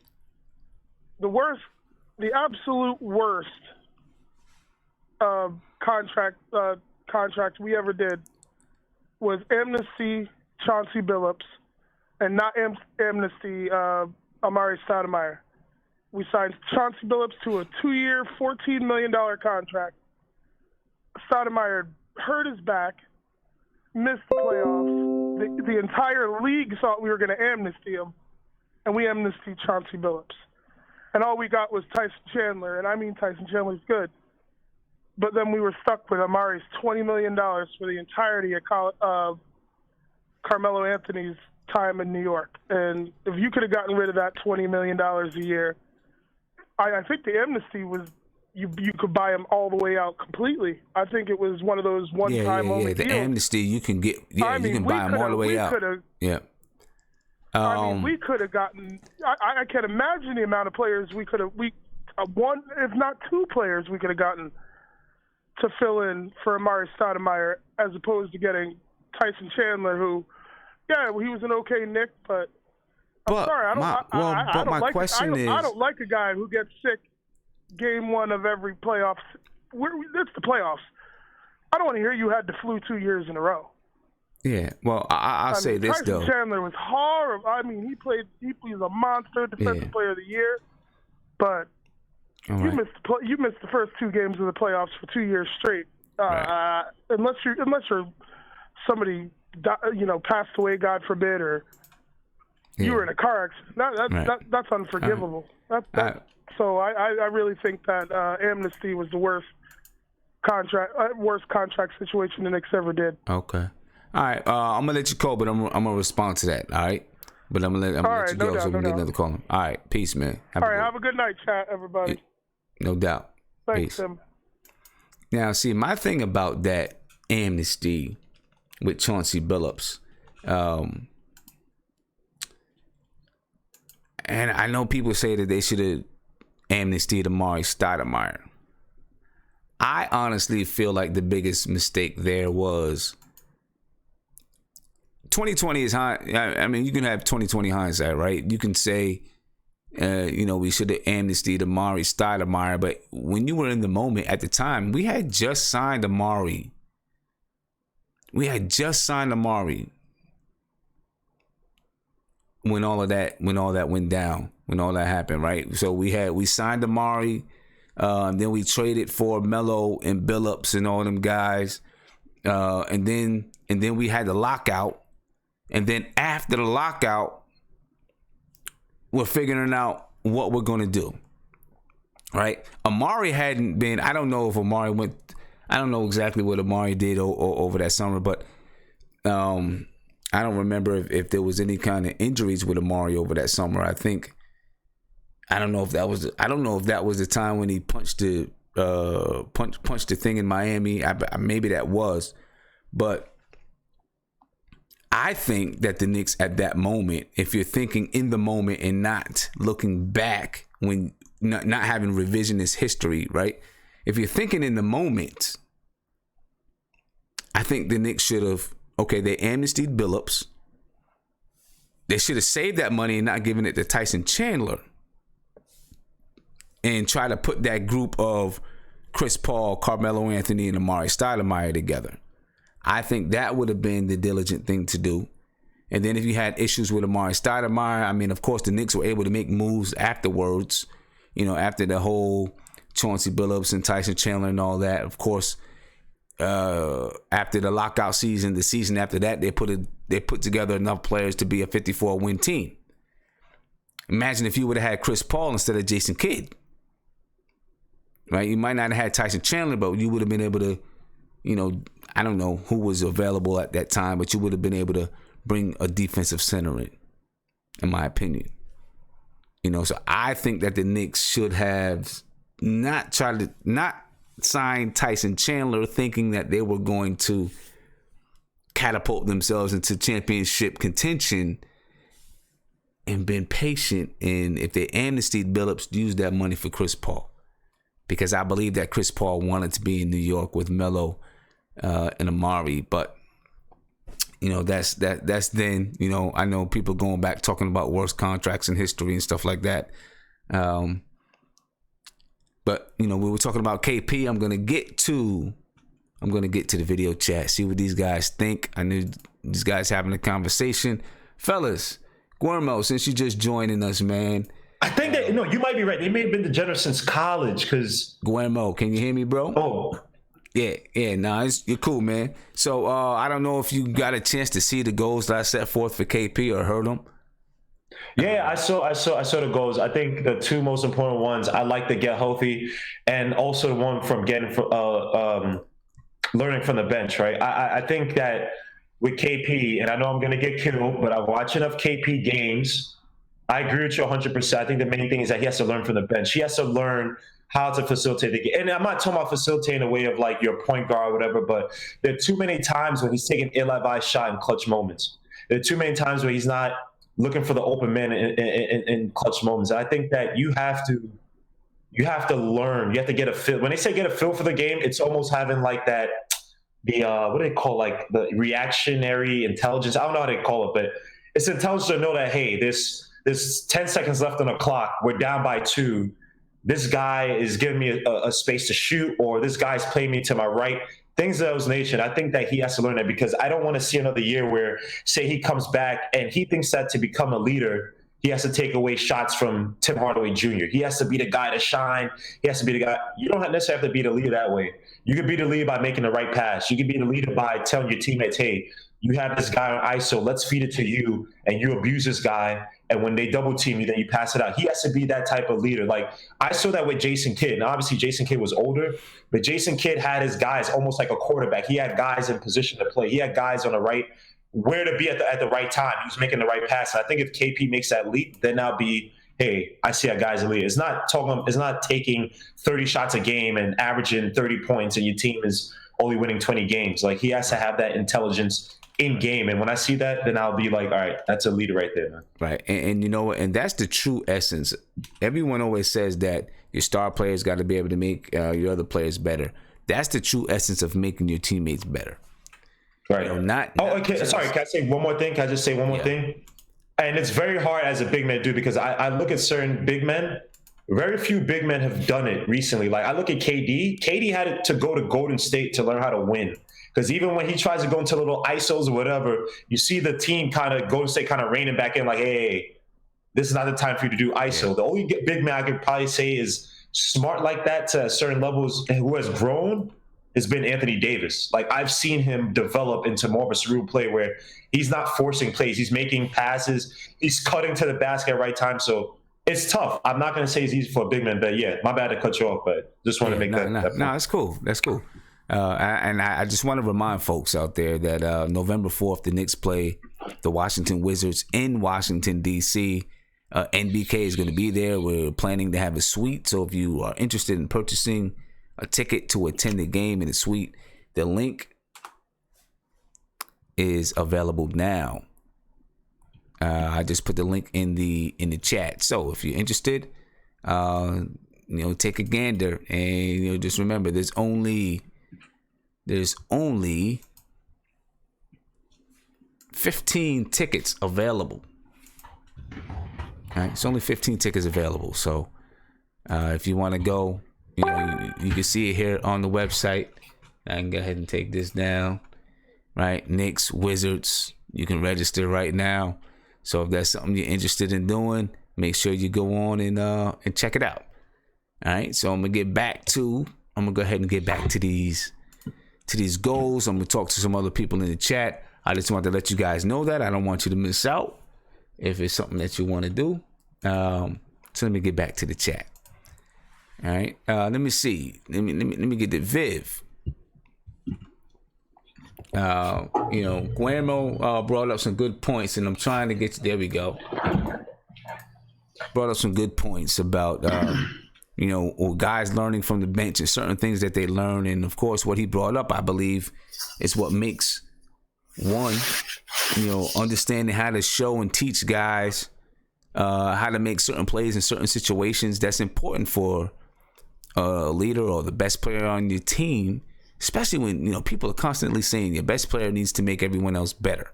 But that's how you do it. It's not always that you draw so much attention that you make other players better. No, it's being able to bring guys to the side and tell them how to make plays in this situation. Show them how to make plays in that situation. Pick them up when they're down. You know what I'm saying? We seen, if you remember in the playoffs, when J.R. Smith should have, you remember he should have shot it. Instead, he pulled it back out. And you remember looking at the bench and seeing what how LeBron acted. And I'm not saying that LeBron's not a good leader for his teams, but the way that he acted, he should have put his hand around J.R. Smith and said, "Yo, let's go get it. Let's go get it back. We don't have time to pout. We don't have time to sulk. Let's go get it back. What are you gonna do about it?" But when your leader is now pissed off at you, now you're even deeper in your feelings. You can't even get out of it. And people say, "Well, he's a man. He should be able to get out of it." It doesn't always work like that. Sometimes you need somebody to pick you up. You know what I mean? And things could have been different. Just one little play like that can change everything. You know what I mean? Because the game wasn't lost at the time. They were going into overtime. You know what I'm saying? And if LeBron could have picked them up and said, "Hey, don't worry about it. Let's go get it. Listen, we got this game. Let's go get it." Then it could have been that game maybe could have been a different result. What do you think, Viv? Oh, you're spot on, 100%. I mean, that even before the shot, a lot of the fruits of your labor of being a good leader, for LeBron, it should have been over the course of the last 3 seasons. And the type of approach you have with certain players, it depends. So you may have to take a customized approach with each relationship that you have. Mm-hmm. So like with KP, I think it's very important now that he's recovering from the injury and it's not necessarily fresh off surgery per se. He can attend a lot of the games. He can attend a lot of the practices. So it'll be urgent. It'll be imperative for him to be there at the practices, look at it from the perspective of someone on the sideline, so he can kind of see how the players are performing and reacting on a high level, and provide those tips and pointers too. And I think for him it'll be a good idea when he's at the game to really sit, not necessarily always next to the head coach, but sometimes sitting next to some of those developmental coaches and trying to pick their brains a little bit, because some of those coaches are equally as important as the head coach and like your lead assistant coach, because they're looking at the plays from a more granular, like a more analytical level. So it'll be important for him to really observe the game from different spots on the bench, on the sideline, so he can get those different perspectives. Also, same thing, whether he's sitting next to the star players or the guys who don't even suit up, is very important for him to, understand how they react to the game. With other goals, it's all straightforward, and I think I wouldn't worry too much about the health before, even before he gets on the floor. Even if his brothers want to try to rush him, the medical staff and their whole team has to clear him first. So those people are very credible from what I've read about. So I wouldn't worry about him not coming back 100%. He will definitely come back 180, 190, 200%. Whatever percentage you want to put it at. So yeah, good point. Yeah. Good point. All right, this is what I'm gonna do. I'm gonna go over this next goal, then I'm gonna come to Ant and Nate. All right. So I'm gonna go over this next one, then I'm gonna jump in with you guys. The next person that I want to talk about is David Fizdale. I want to talk about some goals for David Fizdale, because obviously the things that he needs to do are going to be very important for the future of this team, and it really does start now. It starts tomorrow. Tomorrow is media day, so it starts right there. So with David Fizdale, my first, and again, this is the SeatGeek season goals. Go to SeatGeek.com, purchase your ticket, use the passcode or promo code NBK, you get $20 off your first purchase. All right. David Fizdale. Number 1, establish accountability and culture. First and foremost, I think he has to come in roaring like a lion You know, I think you come in hard, you come in tough, you come in hard, you're roaring, and hold everyone accountable for everything. Like he said when he was in that press conference, the town hall. You know, your phone goes off in a meeting, that's a fine. You know, those are the type of things that you've got to keep it up. You've got to. You can't put something in place and then not hold people accountable. So if you make a rule, you've got to make sure you stick to it. No exceptions. At least from the beginning, no exceptions. You know what I mean? When everyone gets in line, maybe if there's an extenuating circumstance, you can make an exception. But from the beginning, man, no exceptions. You know, because you want to get that point across that this is the rule and I'm going to hold you accountable. You don't play your role, you don't play in the game. You don't work hard, you don't play in the game. You know, you don't do the things that the coaching staff is asking you to do to fit in with the team, then you don't get on the floor. You don't see minutes. You gotta establish this culture of accountability from the beginning. From the first whistle, from the time that gym door opens. And I'm pretty sure they've already began establishing it because they've been working out for weeks now. But, you know, that's the number one thing coming into training camp. Establish that accountability. And that's going to make your culture grow the way that you want it to grow. But you got to hold these players accountable. You can do everything else right. Everything else you can do right. But if you don't hold people accountable, it'll tear it all down. Gotta hold them accountable. Number 2, I think David Fizdale has to be more than a coach. And some people will say, you know, that's not what he's getting paid to do, blah, blah, blah. But yeah, it is. He has to be a leader and a mentor as well. You know, he has to be a leader of men. Because these are young men. You know what I mean? So he has to be more than just, hey, I'm shooting you the X's and O's. Go out there and do it. Mike D'Antoni took that kind of approach when he, you know, back when he had like Crawford and all those guys, and then even Melo and Amari. He took that approach. You know, I'm the coach. Here's the X's and O's. You guys go out there and do what I say. Never really had that mentor type of a role. Honestly, I don't know if he could have had that mentor type of a role with the players that he had because they probably just didn't connect that well. And I'm not saying that every team needs to have their coach be that mentor, right? If you have a team of veterans, your coach don't need to be the mentor because you have a team of veterans that have been professionals for a long time. They get it already. But for a team like this, a team that is young, you got guys who are, not only are they learning to be professional NBA players, but these are young men who are learning to be adults. And they're not learning to be adults like every other young man in the world. They're learning to be adults on an international stage, in front of the lights, in front of the cameras. So the things that they have to deal with are things that, you know, most of these kids out here dream about dealing with. Right? But these guys emotionally may not be ready to deal with some of these things that are going to be thrown their way. You know, so you need someone like Fizdale. You know, this almost has to go back to a high school or club ball type of mentality. You know what I mean? I think that's what needs to happen with this team. Go back to that club basketball type of mentality. You know what I mean? Where accountability is king, right? But your coach is also your mentor. You know, your coach drives you to practice.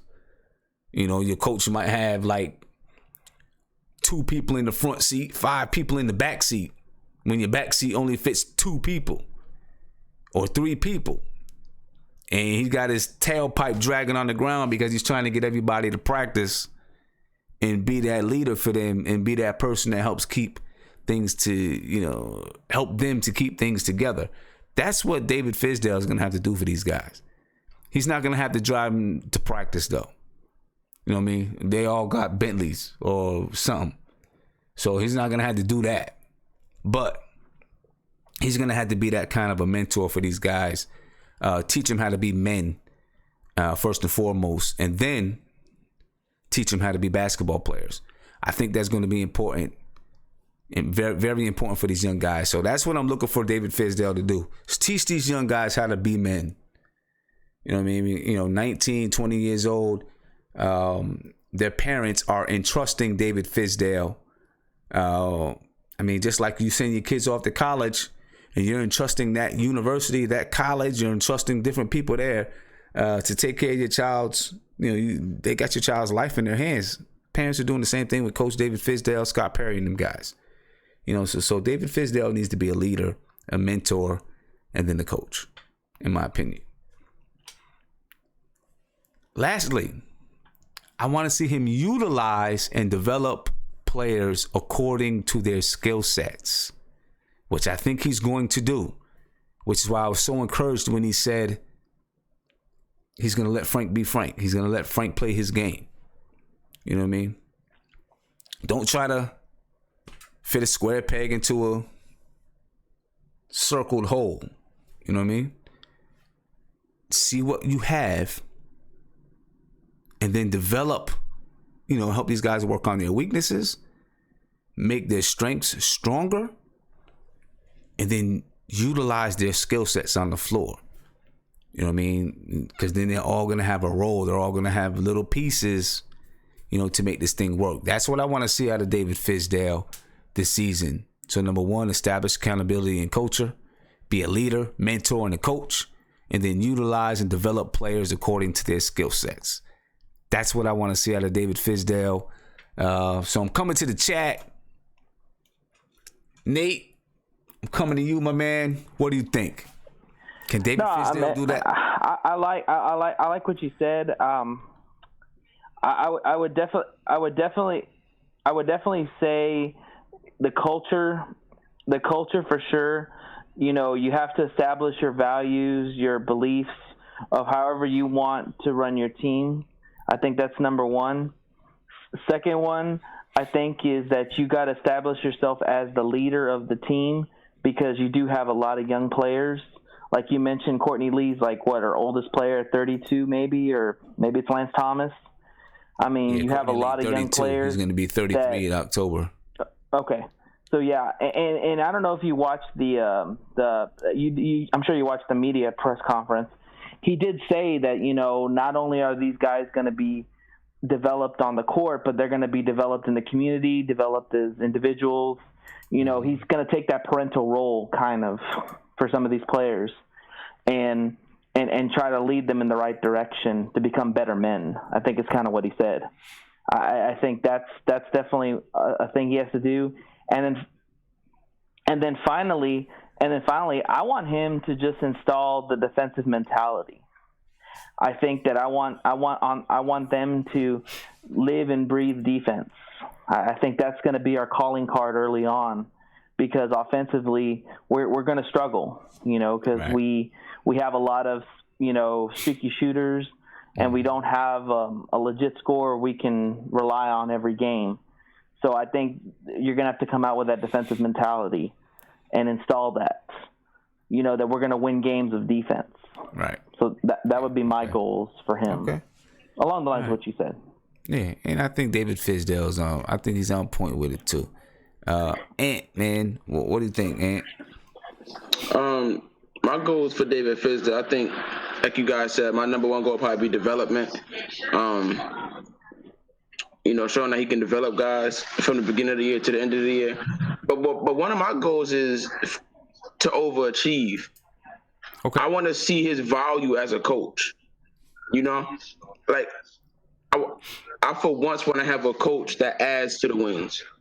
You know what I'm saying? Not just that's there, but our coach actually has value and adds to the wins that we get. I want to see them overachieve a little bit. Win some games they're not supposed to because of coaching. I want to see us win some games because of schemes and, him exploiting matchups. I want to see his value as a coach. Yeah. And then my third goal probably, just for him to, keep the culture. Well, not keep the culture, but continue to build on the culture that he started to. Play hard every night. No foolishness. Taking smart shots. And when smart shots are not taken, or when boneheaded plays are made by people like Tim Hardaway Jr., that it's not just ignored, but that it's dealt with, whether it be with him taking them out of the game or him saying something to him. Yeah. I think stuff like that needs to be addressed, at the time of the action, if that makes sense. Like, don't wait, because some of these guys, they need to be called out in front of, everybody. Exactly.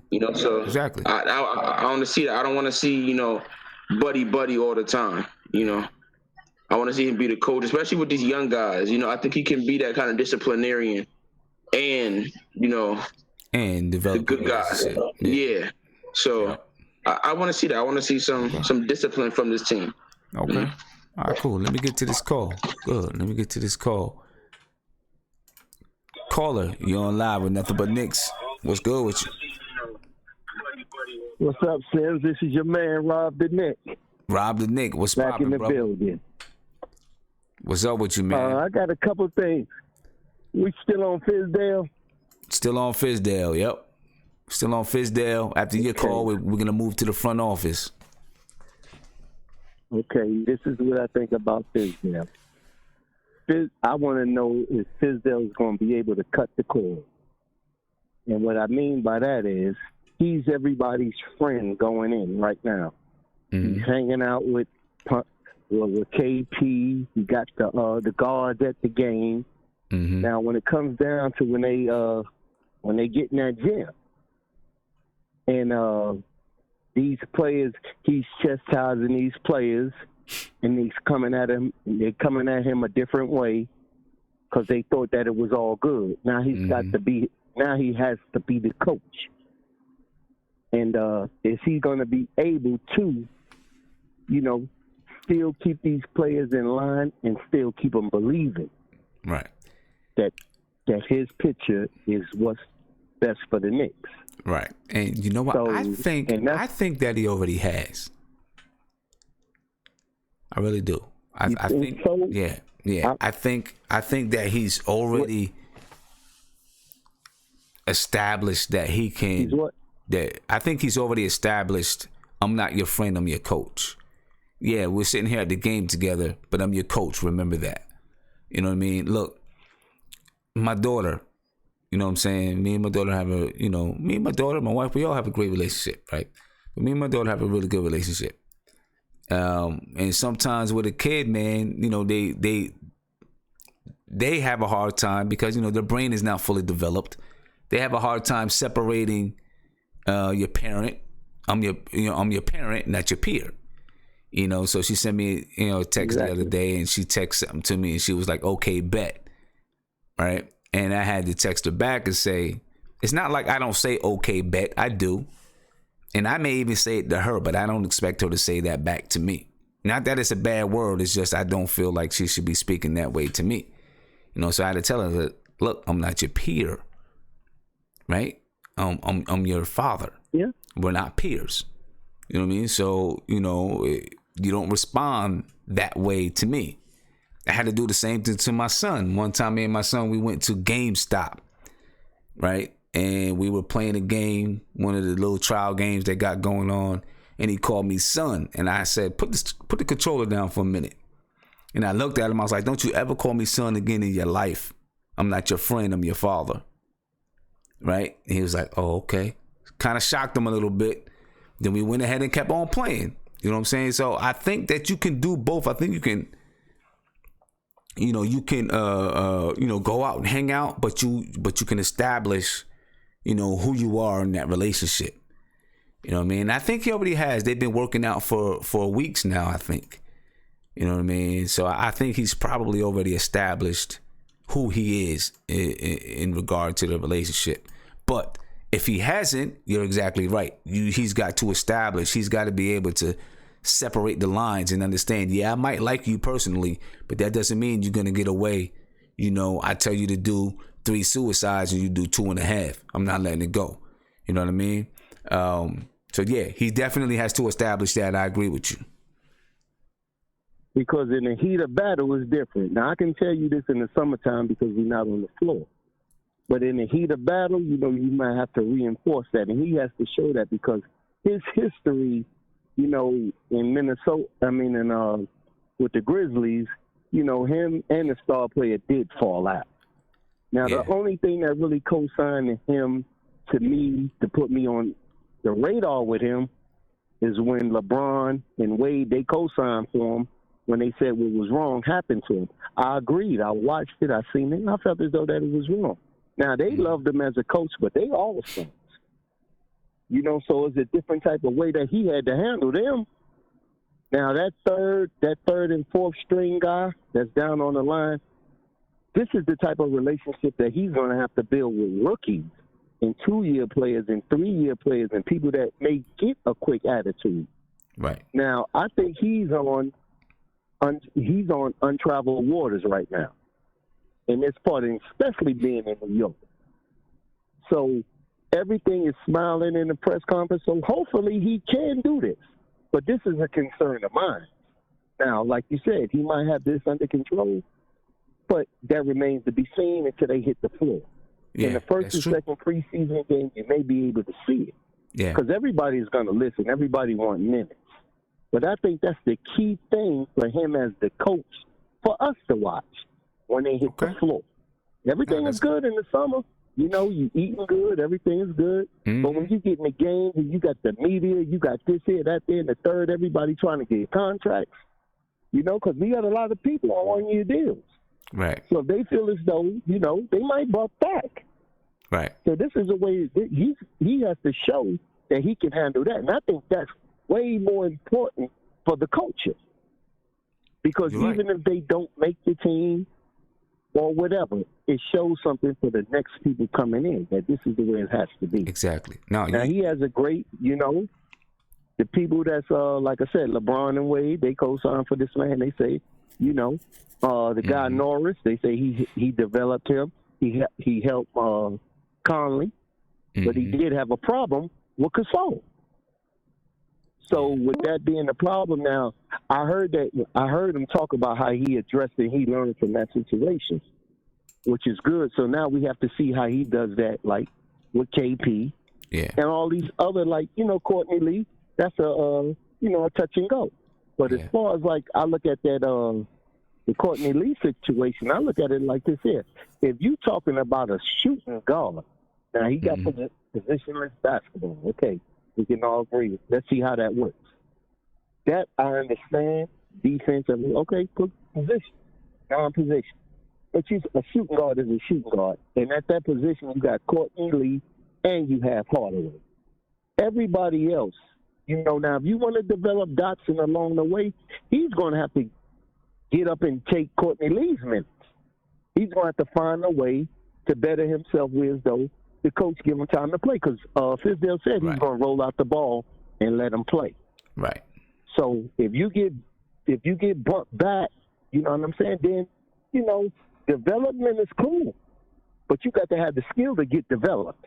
And if you can't get past Courtney Lee at 32 years old, then you have a problem. And that's the way I'm looking at it with Fizdale. Now, if he can do these things, it'll be great. But that's what I'm watching out. I'm watching out for the leadership right there. He's going to handle the team once preseason started, season starts. Okay. But I got to say one more thing before I go. All right. Oh, the other night, I got donkey other night because I said that Hardaway should get 3 more points. And if he can't get 3 more points, he needs to get benched. I get donkey of the night for that. Hey, come on. And in the chat. Yeah, man. In the video chat, I got words for him because he's the one that put that out there. And I didn't feel that wasn't even right. I said 3 more points and shoot 45%. And everybody thinks that the man can't do it. I had to go back and look at it. Time before.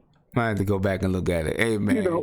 Rob the Nick, man. I appreciate the call, bro. And know what I'm talking about, because the next caller that came on after me was like, I don't know what he was talking about. But after he got finished, he said everything I said. I went back and I listened to it. Listen to it again, Sam. I'm telling you.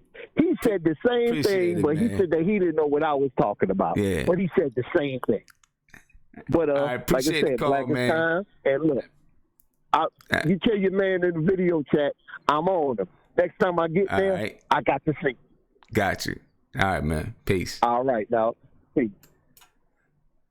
Yeah, but that's a great point, though. That's definitely a great point. We'll see if David Fizdale is going to be able to stick to his guns and be that kind of guy when the games really start. Because right now, he's right. It's a honeymoon period. It's a honeymoon period for everybody. You know what I mean? And during that honeymoon period, sometimes, you get this nice, pretty picture. And then when it starts to come down, guys get comfortable. That's when you really start to see who they are. You know what I mean? And you get to see that character start to come out. So we'll see how that goes. One more call, then we're going to get to the last 3 goals. Anthony Dunbar, what's popping, brother? What's good, Sim? Good night. I'm chilling, man. Yes, sir. I want to big up all the Knicks fam out there. I love the back and forth. I just signed on a few minutes ago. I do want to say, you know what? That was a good thing you did with your shorty. You know what I'm saying? Because you gotta cut that off early. Early. Yes. Exactly. But gotta let them know quick, man. Absolutely. Back in the days, it would have been a slap in the mouth. You know what I mean? But we can't. Right. You know what I'm saying? We can't do that. Everybody got a phone. Everybody got 911 numbers. So we really can't do that. But I want to say, for Fizdale, my goals for Fizdale is don't try and coach every game like it's game 7. Don't be in a rush out here to prove you're a good coach. You know what I'm saying? If you have a strategy, you have a formula you want to follow that formula. You got young guys, just get your young guys together and move from there. Okay. You know what I'm saying? And just for something else I heard as far as the KP was concerned, I'm not looking for KP to come back this year. I can't lie to you. And under no circumstance I'm looking for him to come back. All right. That injury that he had, it could be career threatening. It's a knee injury. He's always gonna have to. They're gonna have to keep doing to him what they do in Philadelphia with the big man out there. Right. Scoping it, cleaning it, doing all that kind of stuff, right? Yes, absolutely. And what you don't want is if your team is already bad already, you don't want KP coming in here a la what they did a few years ago with my man that's now in I think he's with Detroit now. I can't remember his name right now. The guard that we got Langston. Can't remember his whole name, but Galloway? You know what I'm talking about. Langston Galloway?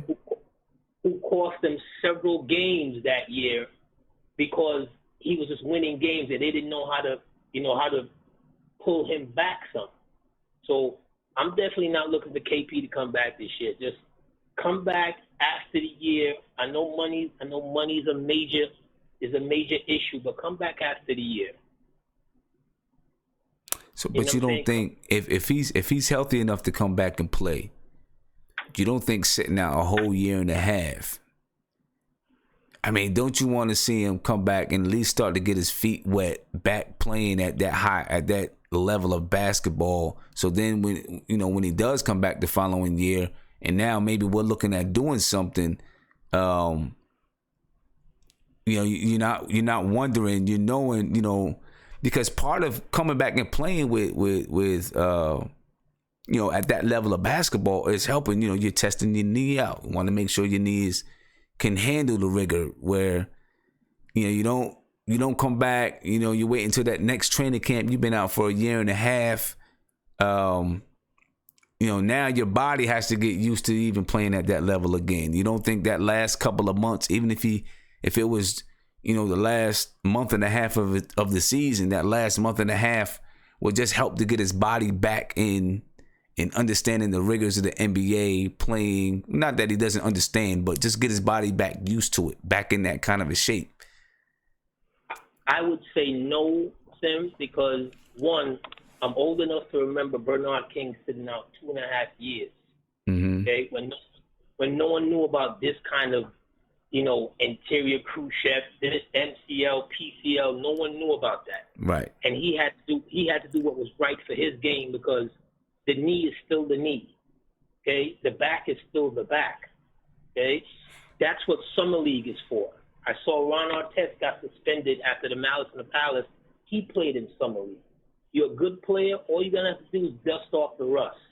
These guys play organized professional basketball games during the summer anyway. So the stars are gonna play against the stars, whether it's in New York over here at Melo's gym, LA, wherever it is. He's gonna play against big time talent competition anyway. Yeah, I mean, I agree with that, but in the summer they're not going.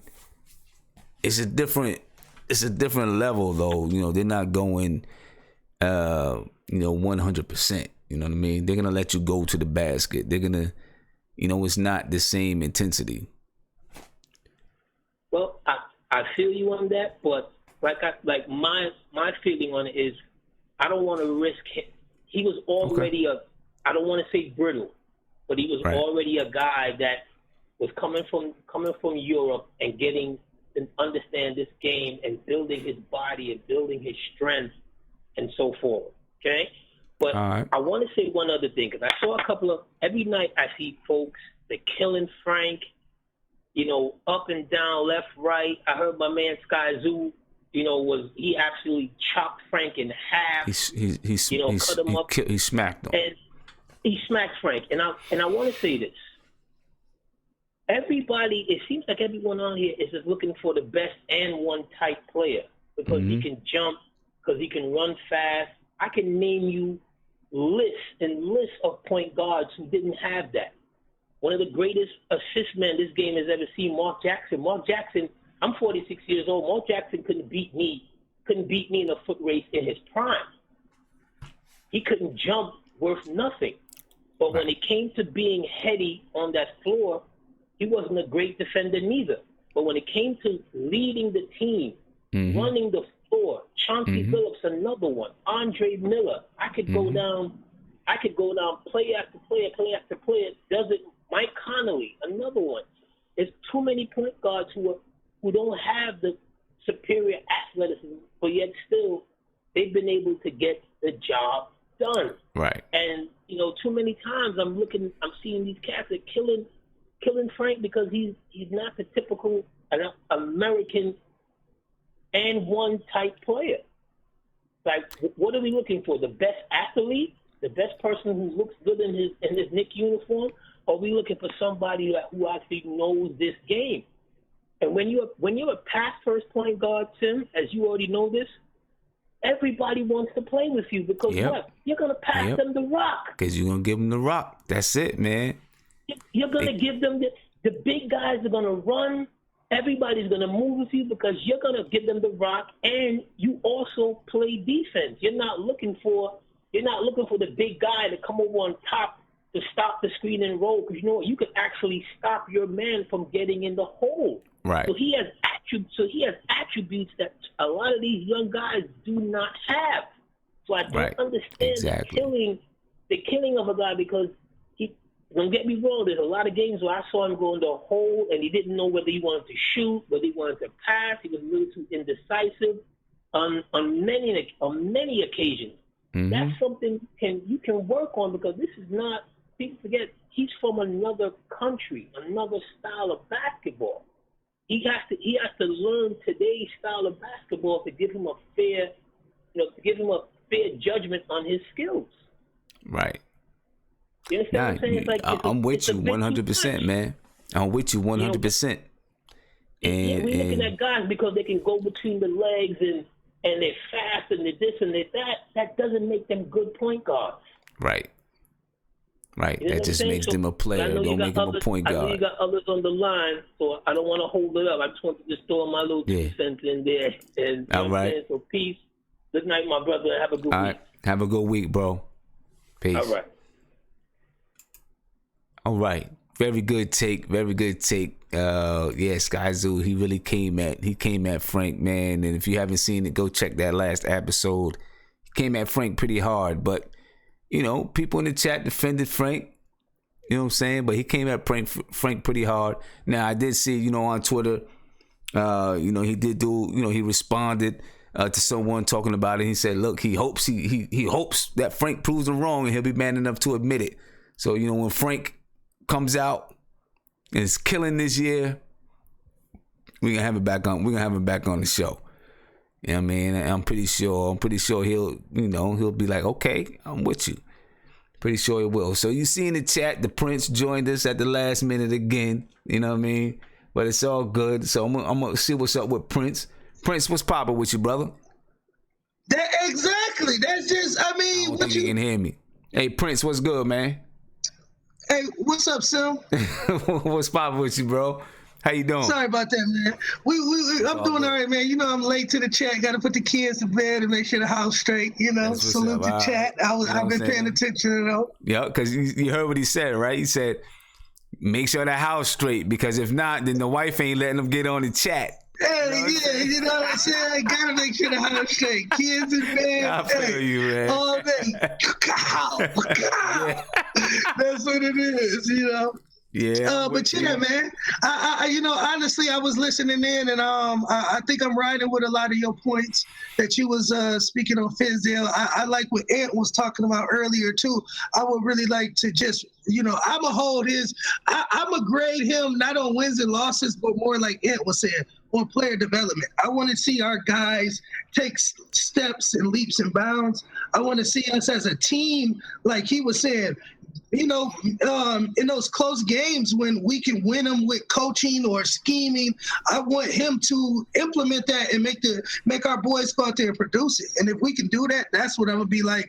We made the best decision with the coach that we had, and you know, going forward. I mean, and we can't all grade him too hard on this first season, because again, like anything, you got to give at least a couple seasons to really see the culture and his philosophy and everything buying into the Knicks system. So I'm definitely, that's how I'm gonna grade it. All right, I'm gonna keep you here, Prince, because I'm gonna go over while I got you here. I'm gonna go over these my goals for the front office for this season. You know what I mean? Then I'll get your take, and then we'll get everybody else's take. So my goals for the front office, and you know, the front office is gonna be tested this year because they've said a lot. Right, Scott Perry, Steve Mills, they've said a lot. They said they're not going to trade for a player that they believe that they can get in the summer. They're not going to trade draft picks. They're going to only bring in players that fit into their philosophy. So they're going to be tested, you know what I mean? Because they were already tested with the whole Jimmy Butler thing. And it's just funny that after Steve Mills, Scott Perry came out and said, no, I mean, they didn't say Jimmy Butler's name, but when the question was asked if this makes them change their mind, they were pretty clear in saying no. You know, this has been our philosophy last year. It was our philosophy Monday or 3 days ago when we had the town hall, and it's our philosophy today. So they didn't change their mind. And then now today, or whenever it came out, you know, it comes out that Jimmy Butler, you know, the Knicks weren't really that high on his list or whatever it is. You know what I mean? You know, whatever. But it was a test for them to see, you know, were they not going to jump at the shiny new object that was standing in the store window? You know what I mean? And I mean, who knows what happened behind closed doors? But as far as we know, you know, they stuck to their guns and said, you know, it's, you know, we're gonna do what we do, and I'm glad. You know, I'm really glad that they didn't put themselves in the whole fray, because if they did, then coming into media day tomorrow, everyone would want to ask about Jimmy Butler, right? And instead of paying attention to the players that we have here, everyone would want to ask about Jimmy Butler. Tim Hardaway would, you know, be worried that he's going to be traded. Courtney Lee, Frank Ntilikina. It probably worried Frank Ntilikina more than it would Courtney Lee or Tim Hardaway. You know, but who wants to come into media day and have to worry and hear questions, you know, how do you feel with your names being in this room or that room, or that you might get traded? You know, we want to focus on the season, so I think they're doing the right thing. But they're going to be tested throughout the year. Teams are going to test them. to see if they're gonna stand pat and hold true, right? But the first thing that Steve Mills and Scott Perry need to do, as far as my goals are concerned, is to support Fizdale in upholding and establishing accountability and culture. They've got to support them. And that means if they said that they're going to not trade draft picks, you know, they've got to hold themselves accountable to that. But, of course, you know, if something just crazy comes along, then, you know, you got to do it. But, you know, for the most part, you know, they've got to be diligent there. But, you know, they've got to work with Fizdale and making sure that accountability and culture is established. You know, that means holding David Fizdale accountable as well. You know. Next, manage and maintain salary cap. That's what we got to do. We got to manage that salary cap. Whenever any move that we're looking at, we got to manage and maintain that salary cap, right? Because we need to have the salary cap in the type of situation that's going to help them now, as well as keep them flexible for the future. You know what I mean? That's a hell of a job, but that's what they've got to do. You know what I mean? So it's not just preparing the salary cap to be able to get free agents, but so that they can make different types of moves when it's necessary. You know, and be able to maneuver that cap around and make adjustments or whatever it is that they need to do. But that's the one thing that they need to do this year if they want to have maximum flexibility, not just for 2019, but going forward. You know, and part of the way that they're going to do it is by evaluating the talent and making patient and prudent moves. Not just jumping and making a move because they feel like they're going to miss out on something, or they feel like Brooklyn is going to have the upper hand on us.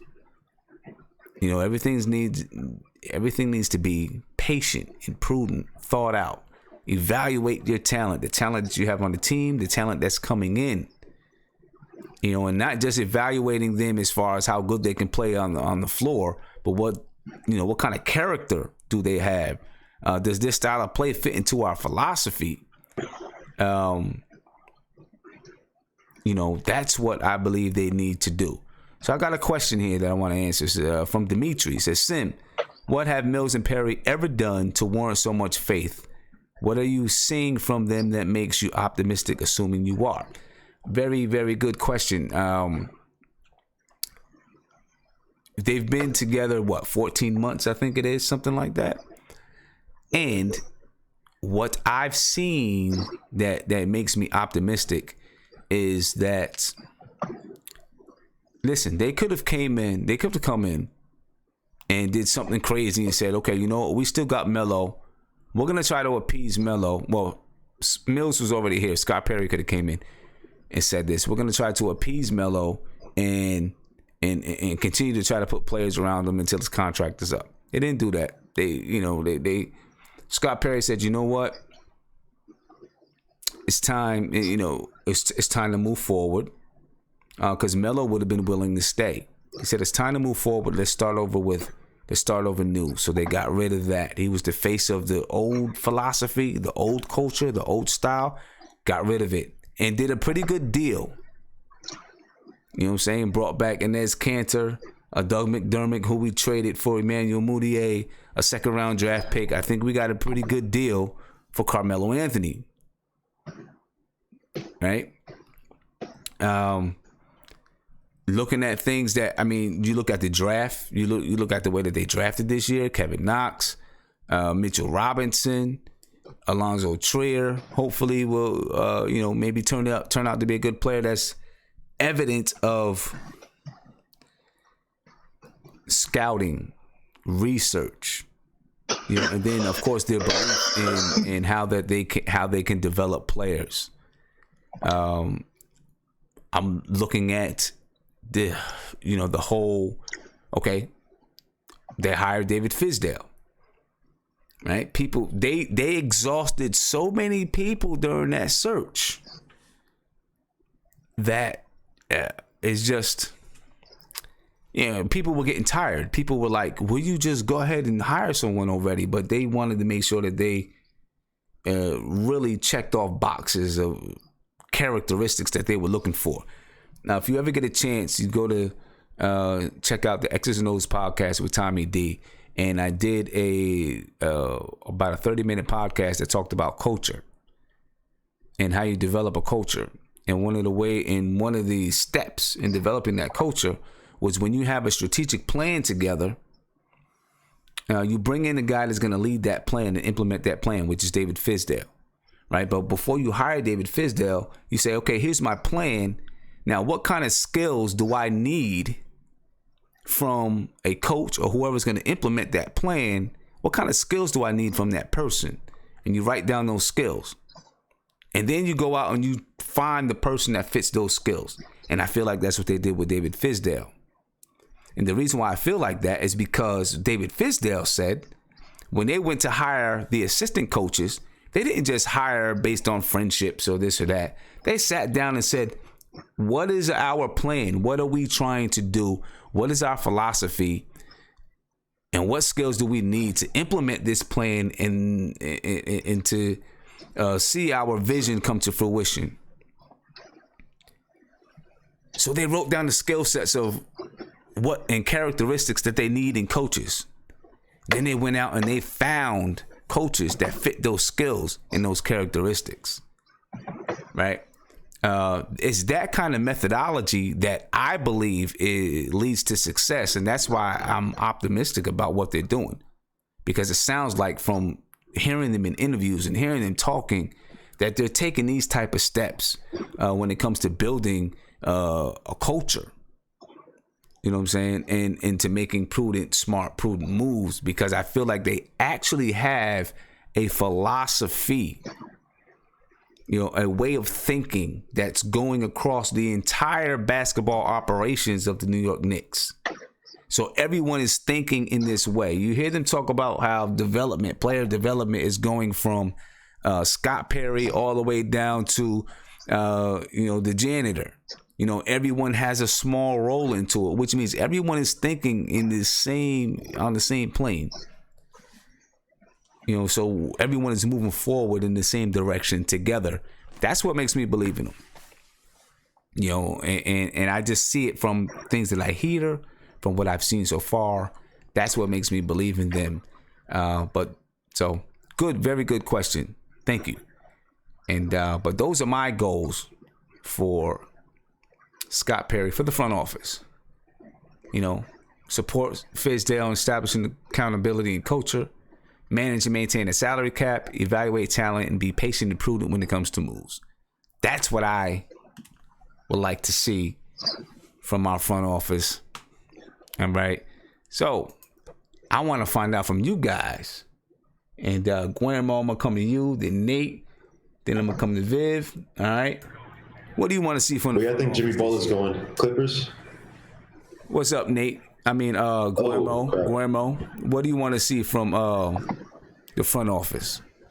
I'm sorry, can you repeat the question? I had you on mute for a little bit. I apologize about that. Oh, I said, what do you want to see from the front office? One, I want to see synergy between Perry and Fizdale. For years, we've had this synergy between either front office and coach or the front office and essentially the owner. And I want to see synergy on all three parts, where if they make a decision, everybody's in agreement, and we're not, I didn't want Melo, but they wanted, or all that stuff. Two, like I said, I want a culture here, like you talking about with Fizdale and how he needs to coach the guys. I want it so that it's a meritocracy, so no player feels like, hey, if Fizdale benches me, I'm Scott Perry's guy, so I got to play regardless, and I can step all over him. We've had nightmares with Marbury. We had nightmares with Melo. We don't need that. We need synergy on all three fronts. Right. And last, I don't want to take up too much time, but I think another thing is that we got to have a mindset to flip some of these assets to get some better draft picks or get better positioning. I think at the very least, we should have at least two more second-round draft picks coming to us, because we should be showcasing guys that we can trade off to contenders and getting some value back from them. We need to stockpile value for next year, just as a contingency plan if we don't get anything in 19 or 20, where we have a foundation, we have a culture, and we have young talent who can push. Because if put like this, if Scott Mitchell shows that he's a big steal, I mean, there's no reason why we can't get another guy of Scott Mitchell's talent in the next draft. If we have, say, 2 more second-round draft picks or a higher round first-round draft pick and maybe another second-round draft pick, we need to stock as much value. So it's just we should just be in a better position for next year, and we should have a front office that when guys come here to interview, they're like, all right, the Knicks have some stability. I don't mind going there. Yeah. Okay. Good. Nate, let me hear what you got to say, Nate. First one, don't deviate from the plan. They've made it very clear that they want to stick to the plan. They're not going to try to derail themselves like in the past where they go for the swinging for the fences and strike out. So, for one, don't deviate from the plan. Second one is don't think about 2019 yet or summer of 2019. You know, they said that in their media thing. They're not trying to think about 2019. They're trying to just focus on what we have in-house and what we can develop and, you know, whether it's our G League players, whether it's, you know, our players on the roster, coaching, staff, whatever you want to name them, developing what we have in-house. I think that's a really good plan because you can get kind of sidetracked thinking kind of about summer of 2019, who's available, what kind of cap space you're going to have. You know, that's all going to work out. So, and then third, this might come as a surprise. Do not, and I repeat, do not press and try to sign KP. Like, be smart with that deal. Like, this is a big deal that we're throwing a lot of money at this guy. Do not feel like you're pressured to go and have to sign to an extension before the season's over. You know, do your due diligence, make sure he's healthy, talk to the doctors, you know, make sure you have all your ducks in line before you give him that money. Okay. Because this one definitely could push us back as a franchise if we make the wrong move and we press too quick. Right. I agree. Definitely agree with you. That's going to be a tough thing, but you know what? The good thing is, realistically, they don't have to, you know, they can just focus on 2018-19 and they don't have to think about it too much until, you know, for a few months, really. So, Viv, what do you think, Viv? So, most your goals are pretty accurate for the most part. I agree with them. I want to add a few other things that will be important for me going forward. The first one is I want the front office to control the narrative. And when I mean control the narrative is that I want them to, you know, not only just to be transparent a little bit, but also to communicate the vision to the media and to the, you know, the fans a little bit more. I want them to engage with us. I think the problem with the last 18, 20 years is that, you know, with the Dolan media policy, a lot of the front office, just, you know, they didn't really talk to anybody, and they'll except for like the first day of media day, and that's in the last day of the year, and maybe the draft. So that narrative in between the season, they would really like kind of disappeared. And what would happen is that, you know, when the team would struggle, and, you know, the coach would, you know, be struggling, a lot of the blame would get put on the coach. So I think it would be a good idea for the front office to have a little better communication externally so that for Fizdale, he's not feeling the grunt, or he's not always having to feel the heat during the regular course of the struggles that we deal with. And then I guess from there, my other goal is to use their resources wisely internally. They have a lot of scouts. They have a lot of different people in the administration. So they need to send them out for scouting. You know, utilize them as best as possible to make sure that we're keeping up with the college ranks, the international ranks, and going forward. So I think if they focus on those two things, along with what you mentioned, and along with what Guillermo mentioned and Nate mentioned, I think we'll be in good hands. Yeah. Okay. Sounds good. Let me get the ant. Yo. I'm a simple man, Sam. Man, just don't do nothing stupid. That's all. Don't do anything stupid. That's it. Whatever that stupid thing is, just don't do it. No mellow trades, nah. With KP, with that situation, that they have to deal with, I feel like as long as the doctor says he's healthy, pay that man and get it over with. I wouldn't even play with that fire. When the doctor says he's ready to go and he's healthy, then the niggas start having that conversation. But I wouldn't play too much with that because that's a delicate situation, and you don't want a disgruntled player as important as KP is on your team. So if we can get that over and done with, as soon as it makes sense, I want to get that done as soon as possible and as without the least amount of drama, because the longer it plays out, the longer the media is going to run stories on it, and it's true. It's going to turn into a circus. So I feel like as soon as the doctor said he's ready to go, we should start talking about paying that man. But other than that, don't take on no money. Clear cap space if you can, and continue to work on the young dudes. Continue, look overseas, look in the college, look in the D League, the G League. See what young guys are, have potential, and continue to build assets. Right. I think they have an easy job this year. Okay. Well, this year, this year up until we get to the summertime. Well, trade deadline in the summertime.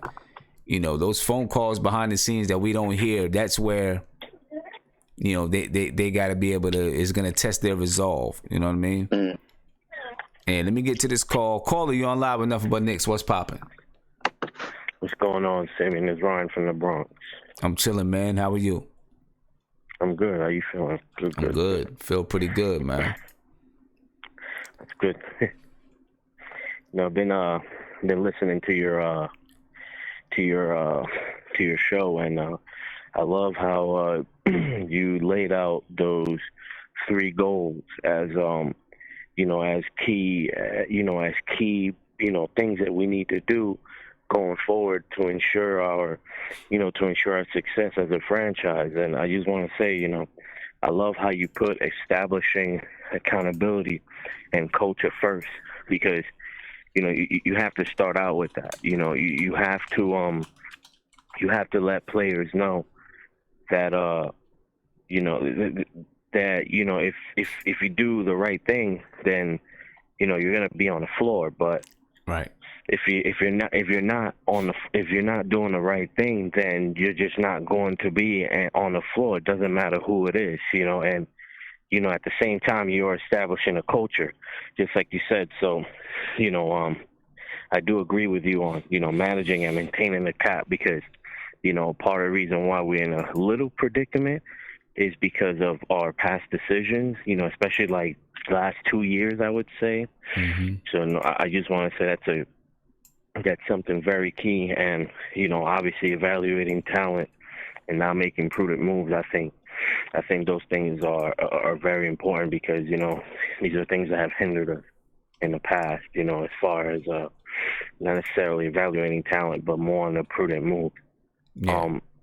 You said something about Scott Perry and why you trust him, and trust him and his new regime. And I wanted to touch up a little bit about that. And for those that might not know, I just want to say, like, I trust Scott Perry because of his background. He was, and it goes back to like the 90s. He was a key component in college, the Fab Five, in Michigan, recruiting those guys, and making sure that they had a great team and stuff like that. That's one reason why I do trust him, because he has been successful at the college level. Right. Also, he he also, people talk about Joe Dumars in Detroit back when, Detroit had that run when they went on, several, Eastern Conference Finals games and stuff like that. But Scott Perry was he had a huge part in that also. And I think, that Piston team, with the Wallace brothers and Phillips and Prince and Rip Hamilton, people don't realize they're a very underrated team, and just all the pieces how it was put in, and it just worked out so perfect as a team. And I just want to say, they were successful because, he had a big reason for that. And that's part of the reason why I also have faith in him, too. Right. Okay. Good. That's what's up, man. Yeah, I really have. I'm gonna let you go, man, because we're coming down to the end of the show. But I appreciate you calling in just about every show. So I appreciate that. Yeah. And thank you. You have a good night, Simeon. All right, man. Peace. Yeah, definitely have a lot of faith in this regime. I just want to remind everyone, tomorrow, 12 p.m., I think I had said 11 o'clock earlier. It's actually at 12 p.m. It'll be streamed live on YouTube. It'll be streamed live on Facebook. Knicks Media Day. So don't miss it. Do not miss it. Again, tune in. That's tomorrow, 12 p.m. Eastern Time. Live on Facebook, live on YouTube. So make sure you go ahead and check that out. Now, with that being said, we're going to get to our last words of the night. Thank you for, just taking the time out as we went over our SeatGeek season goals. And remember, go to SeatGeek.com, use the promo code NBK and get $20 off your first purchase. Right? So while you're watching Media Day tomorrow, let that inspire you to go to SeatGeek.com and buy some tickets. You can't beat that deal. $20 off. You can't beat that deal. You might be able to get a ticket free.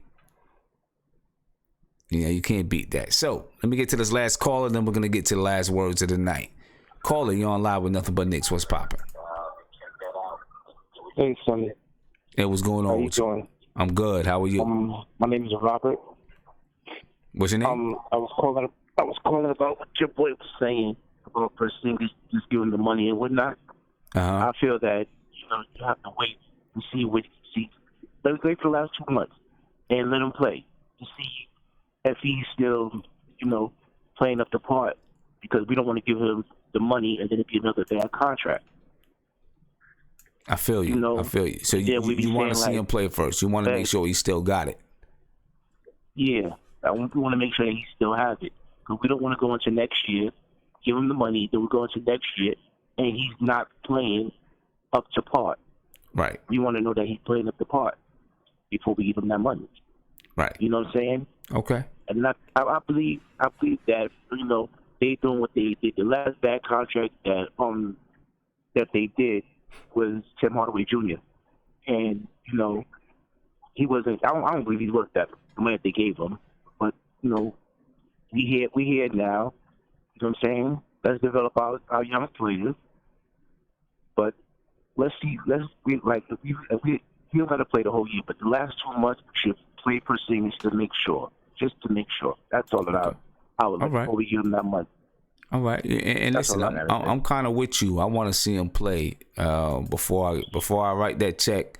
Before James Dolan puts his signature on that check, you know what I mean, or on that contract, whoever has to put their signatures on it. I do want to see him play.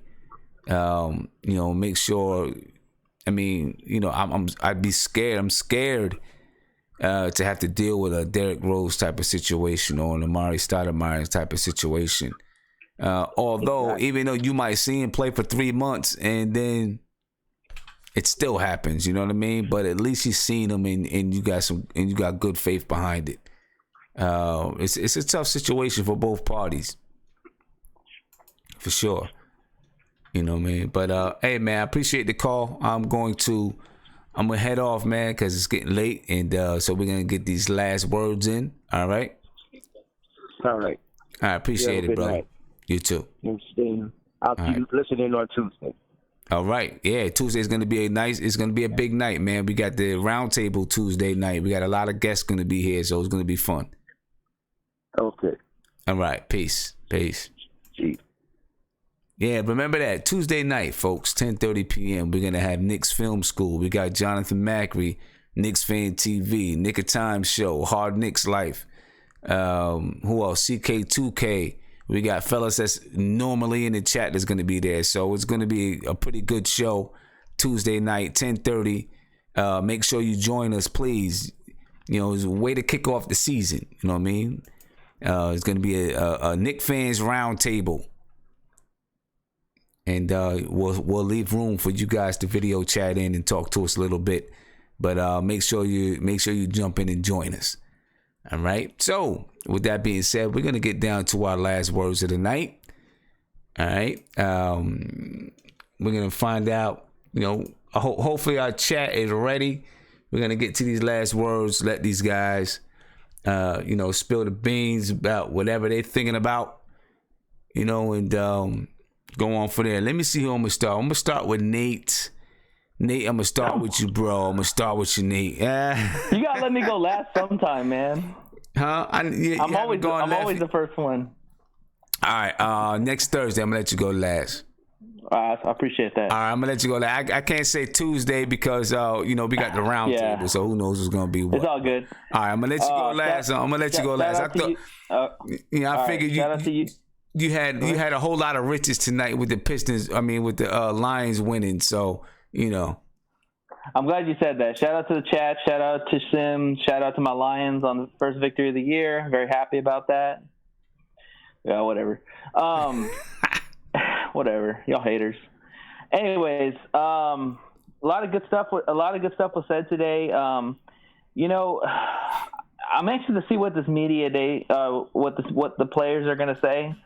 I'm pretty sure they're going to be pretty reined in, because usually players are reined in on these media days. I don't think they're just going to let them say what they want to say. But like I said, we got to trust the process, continue to go forward, and just develop the culture. I think that's the main thing that we all been saying. The culture has to be developed. The coach, it starts with the front office, it starts with the coach, and then it goes down to the players, then it's the scouting, staff, and all that stuff. So you got to be consistent all the way throughout.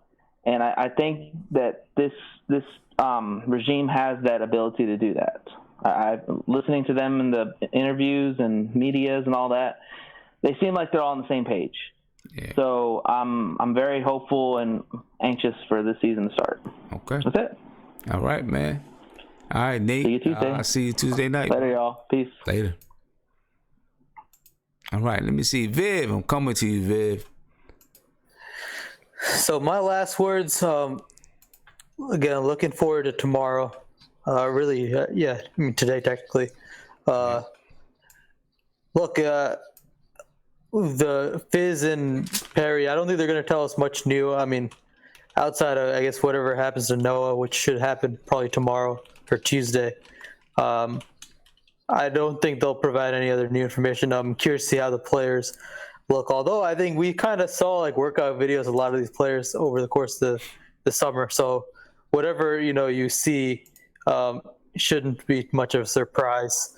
And look, I'm looking forward to training camp beginning and seeing how coach can implement his system with all the players. So see everybody. I'll see y'all on Tuesday. Shout out to the chat, both video chat and YouTube. All right, Viv. I'll talk to you soon, man. I'll see you Tuesday night. Peace. Yeah.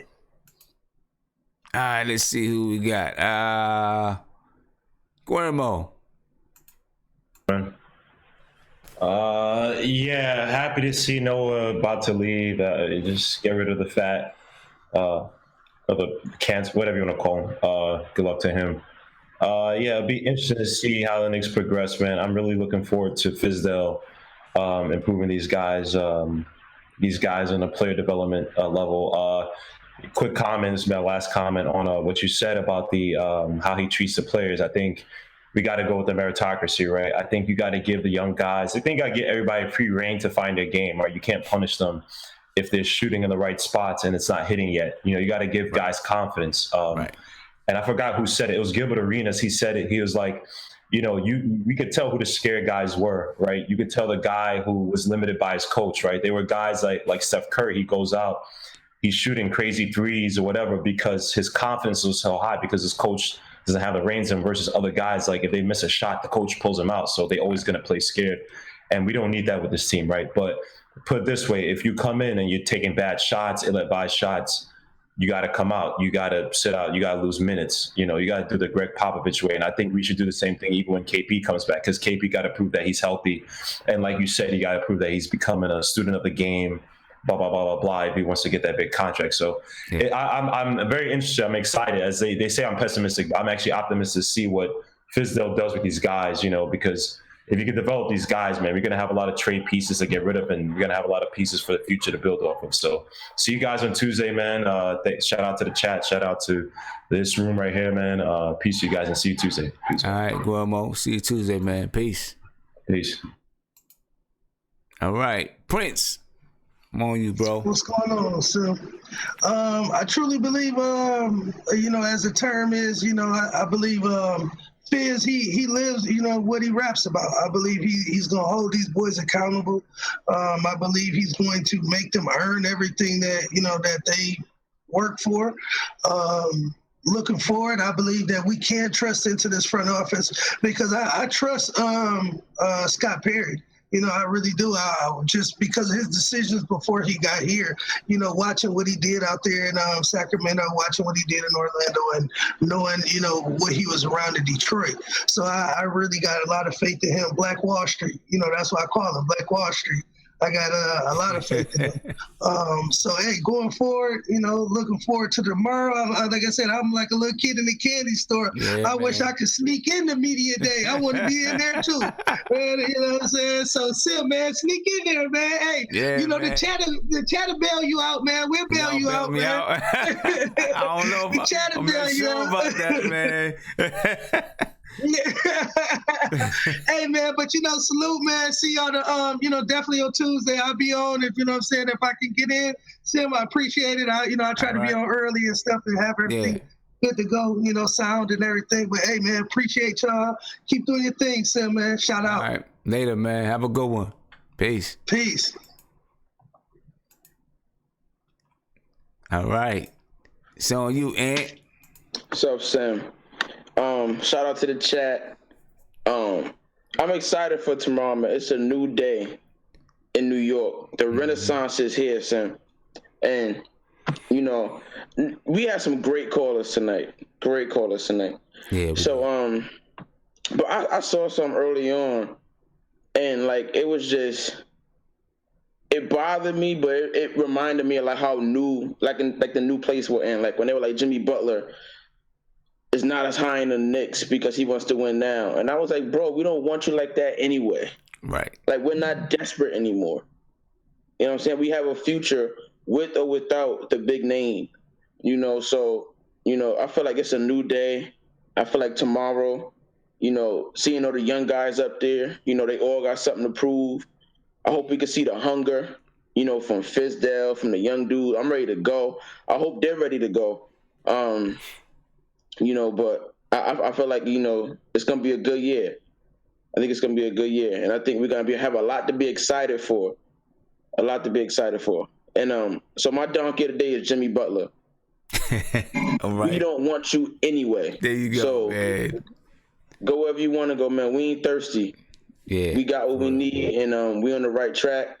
And I think, you know, we are finally a destination again, you know. And I'm happy about that. All right. That's it. All right, man.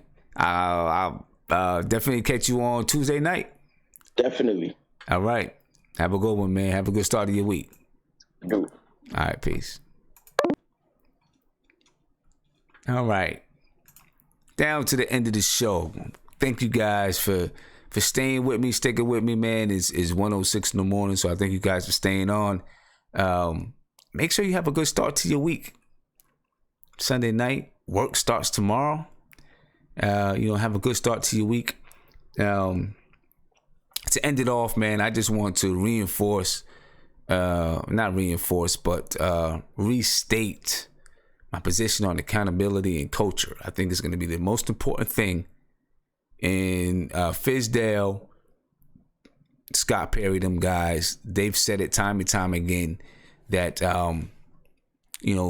establishing the culture is the main thing that they want to do. That's what this year's got to be about. And they've got to do it right from Jump Street. They got to establish that kind of accountability and culture. And I think if they do it the right way, we don't have nothing to worry about with these guys. Nothing to worry about at all. All right. So remember, Tuesday night is going to be a nice show. It's going to be a Knicks fans roundtable. We got a lot of bloggers and podcasters on. Again, like I said, CK2K, Knicks Film School, Jonathan Macri, Hard Knicks Live, Knicks Fan TV, a Nick of Time show. I don't know. We may even have, it may be some more people on there, but make sure you join. This is going to be fun. There'll be room for you guys to still video chat in. You can call in. It's going to be a fun show. We're getting ready for the start of the season. Tomorrow, Media Day, 12 p.m., YouTube Live, Facebook Live. Make sure you're there, and possibly afterwards, if time permits, I'll jump on. Maybe 30 minutes or so, talk about Media Day. I expect to hear a lot of the same things that we've heard before, but nonetheless, it's going to be exciting.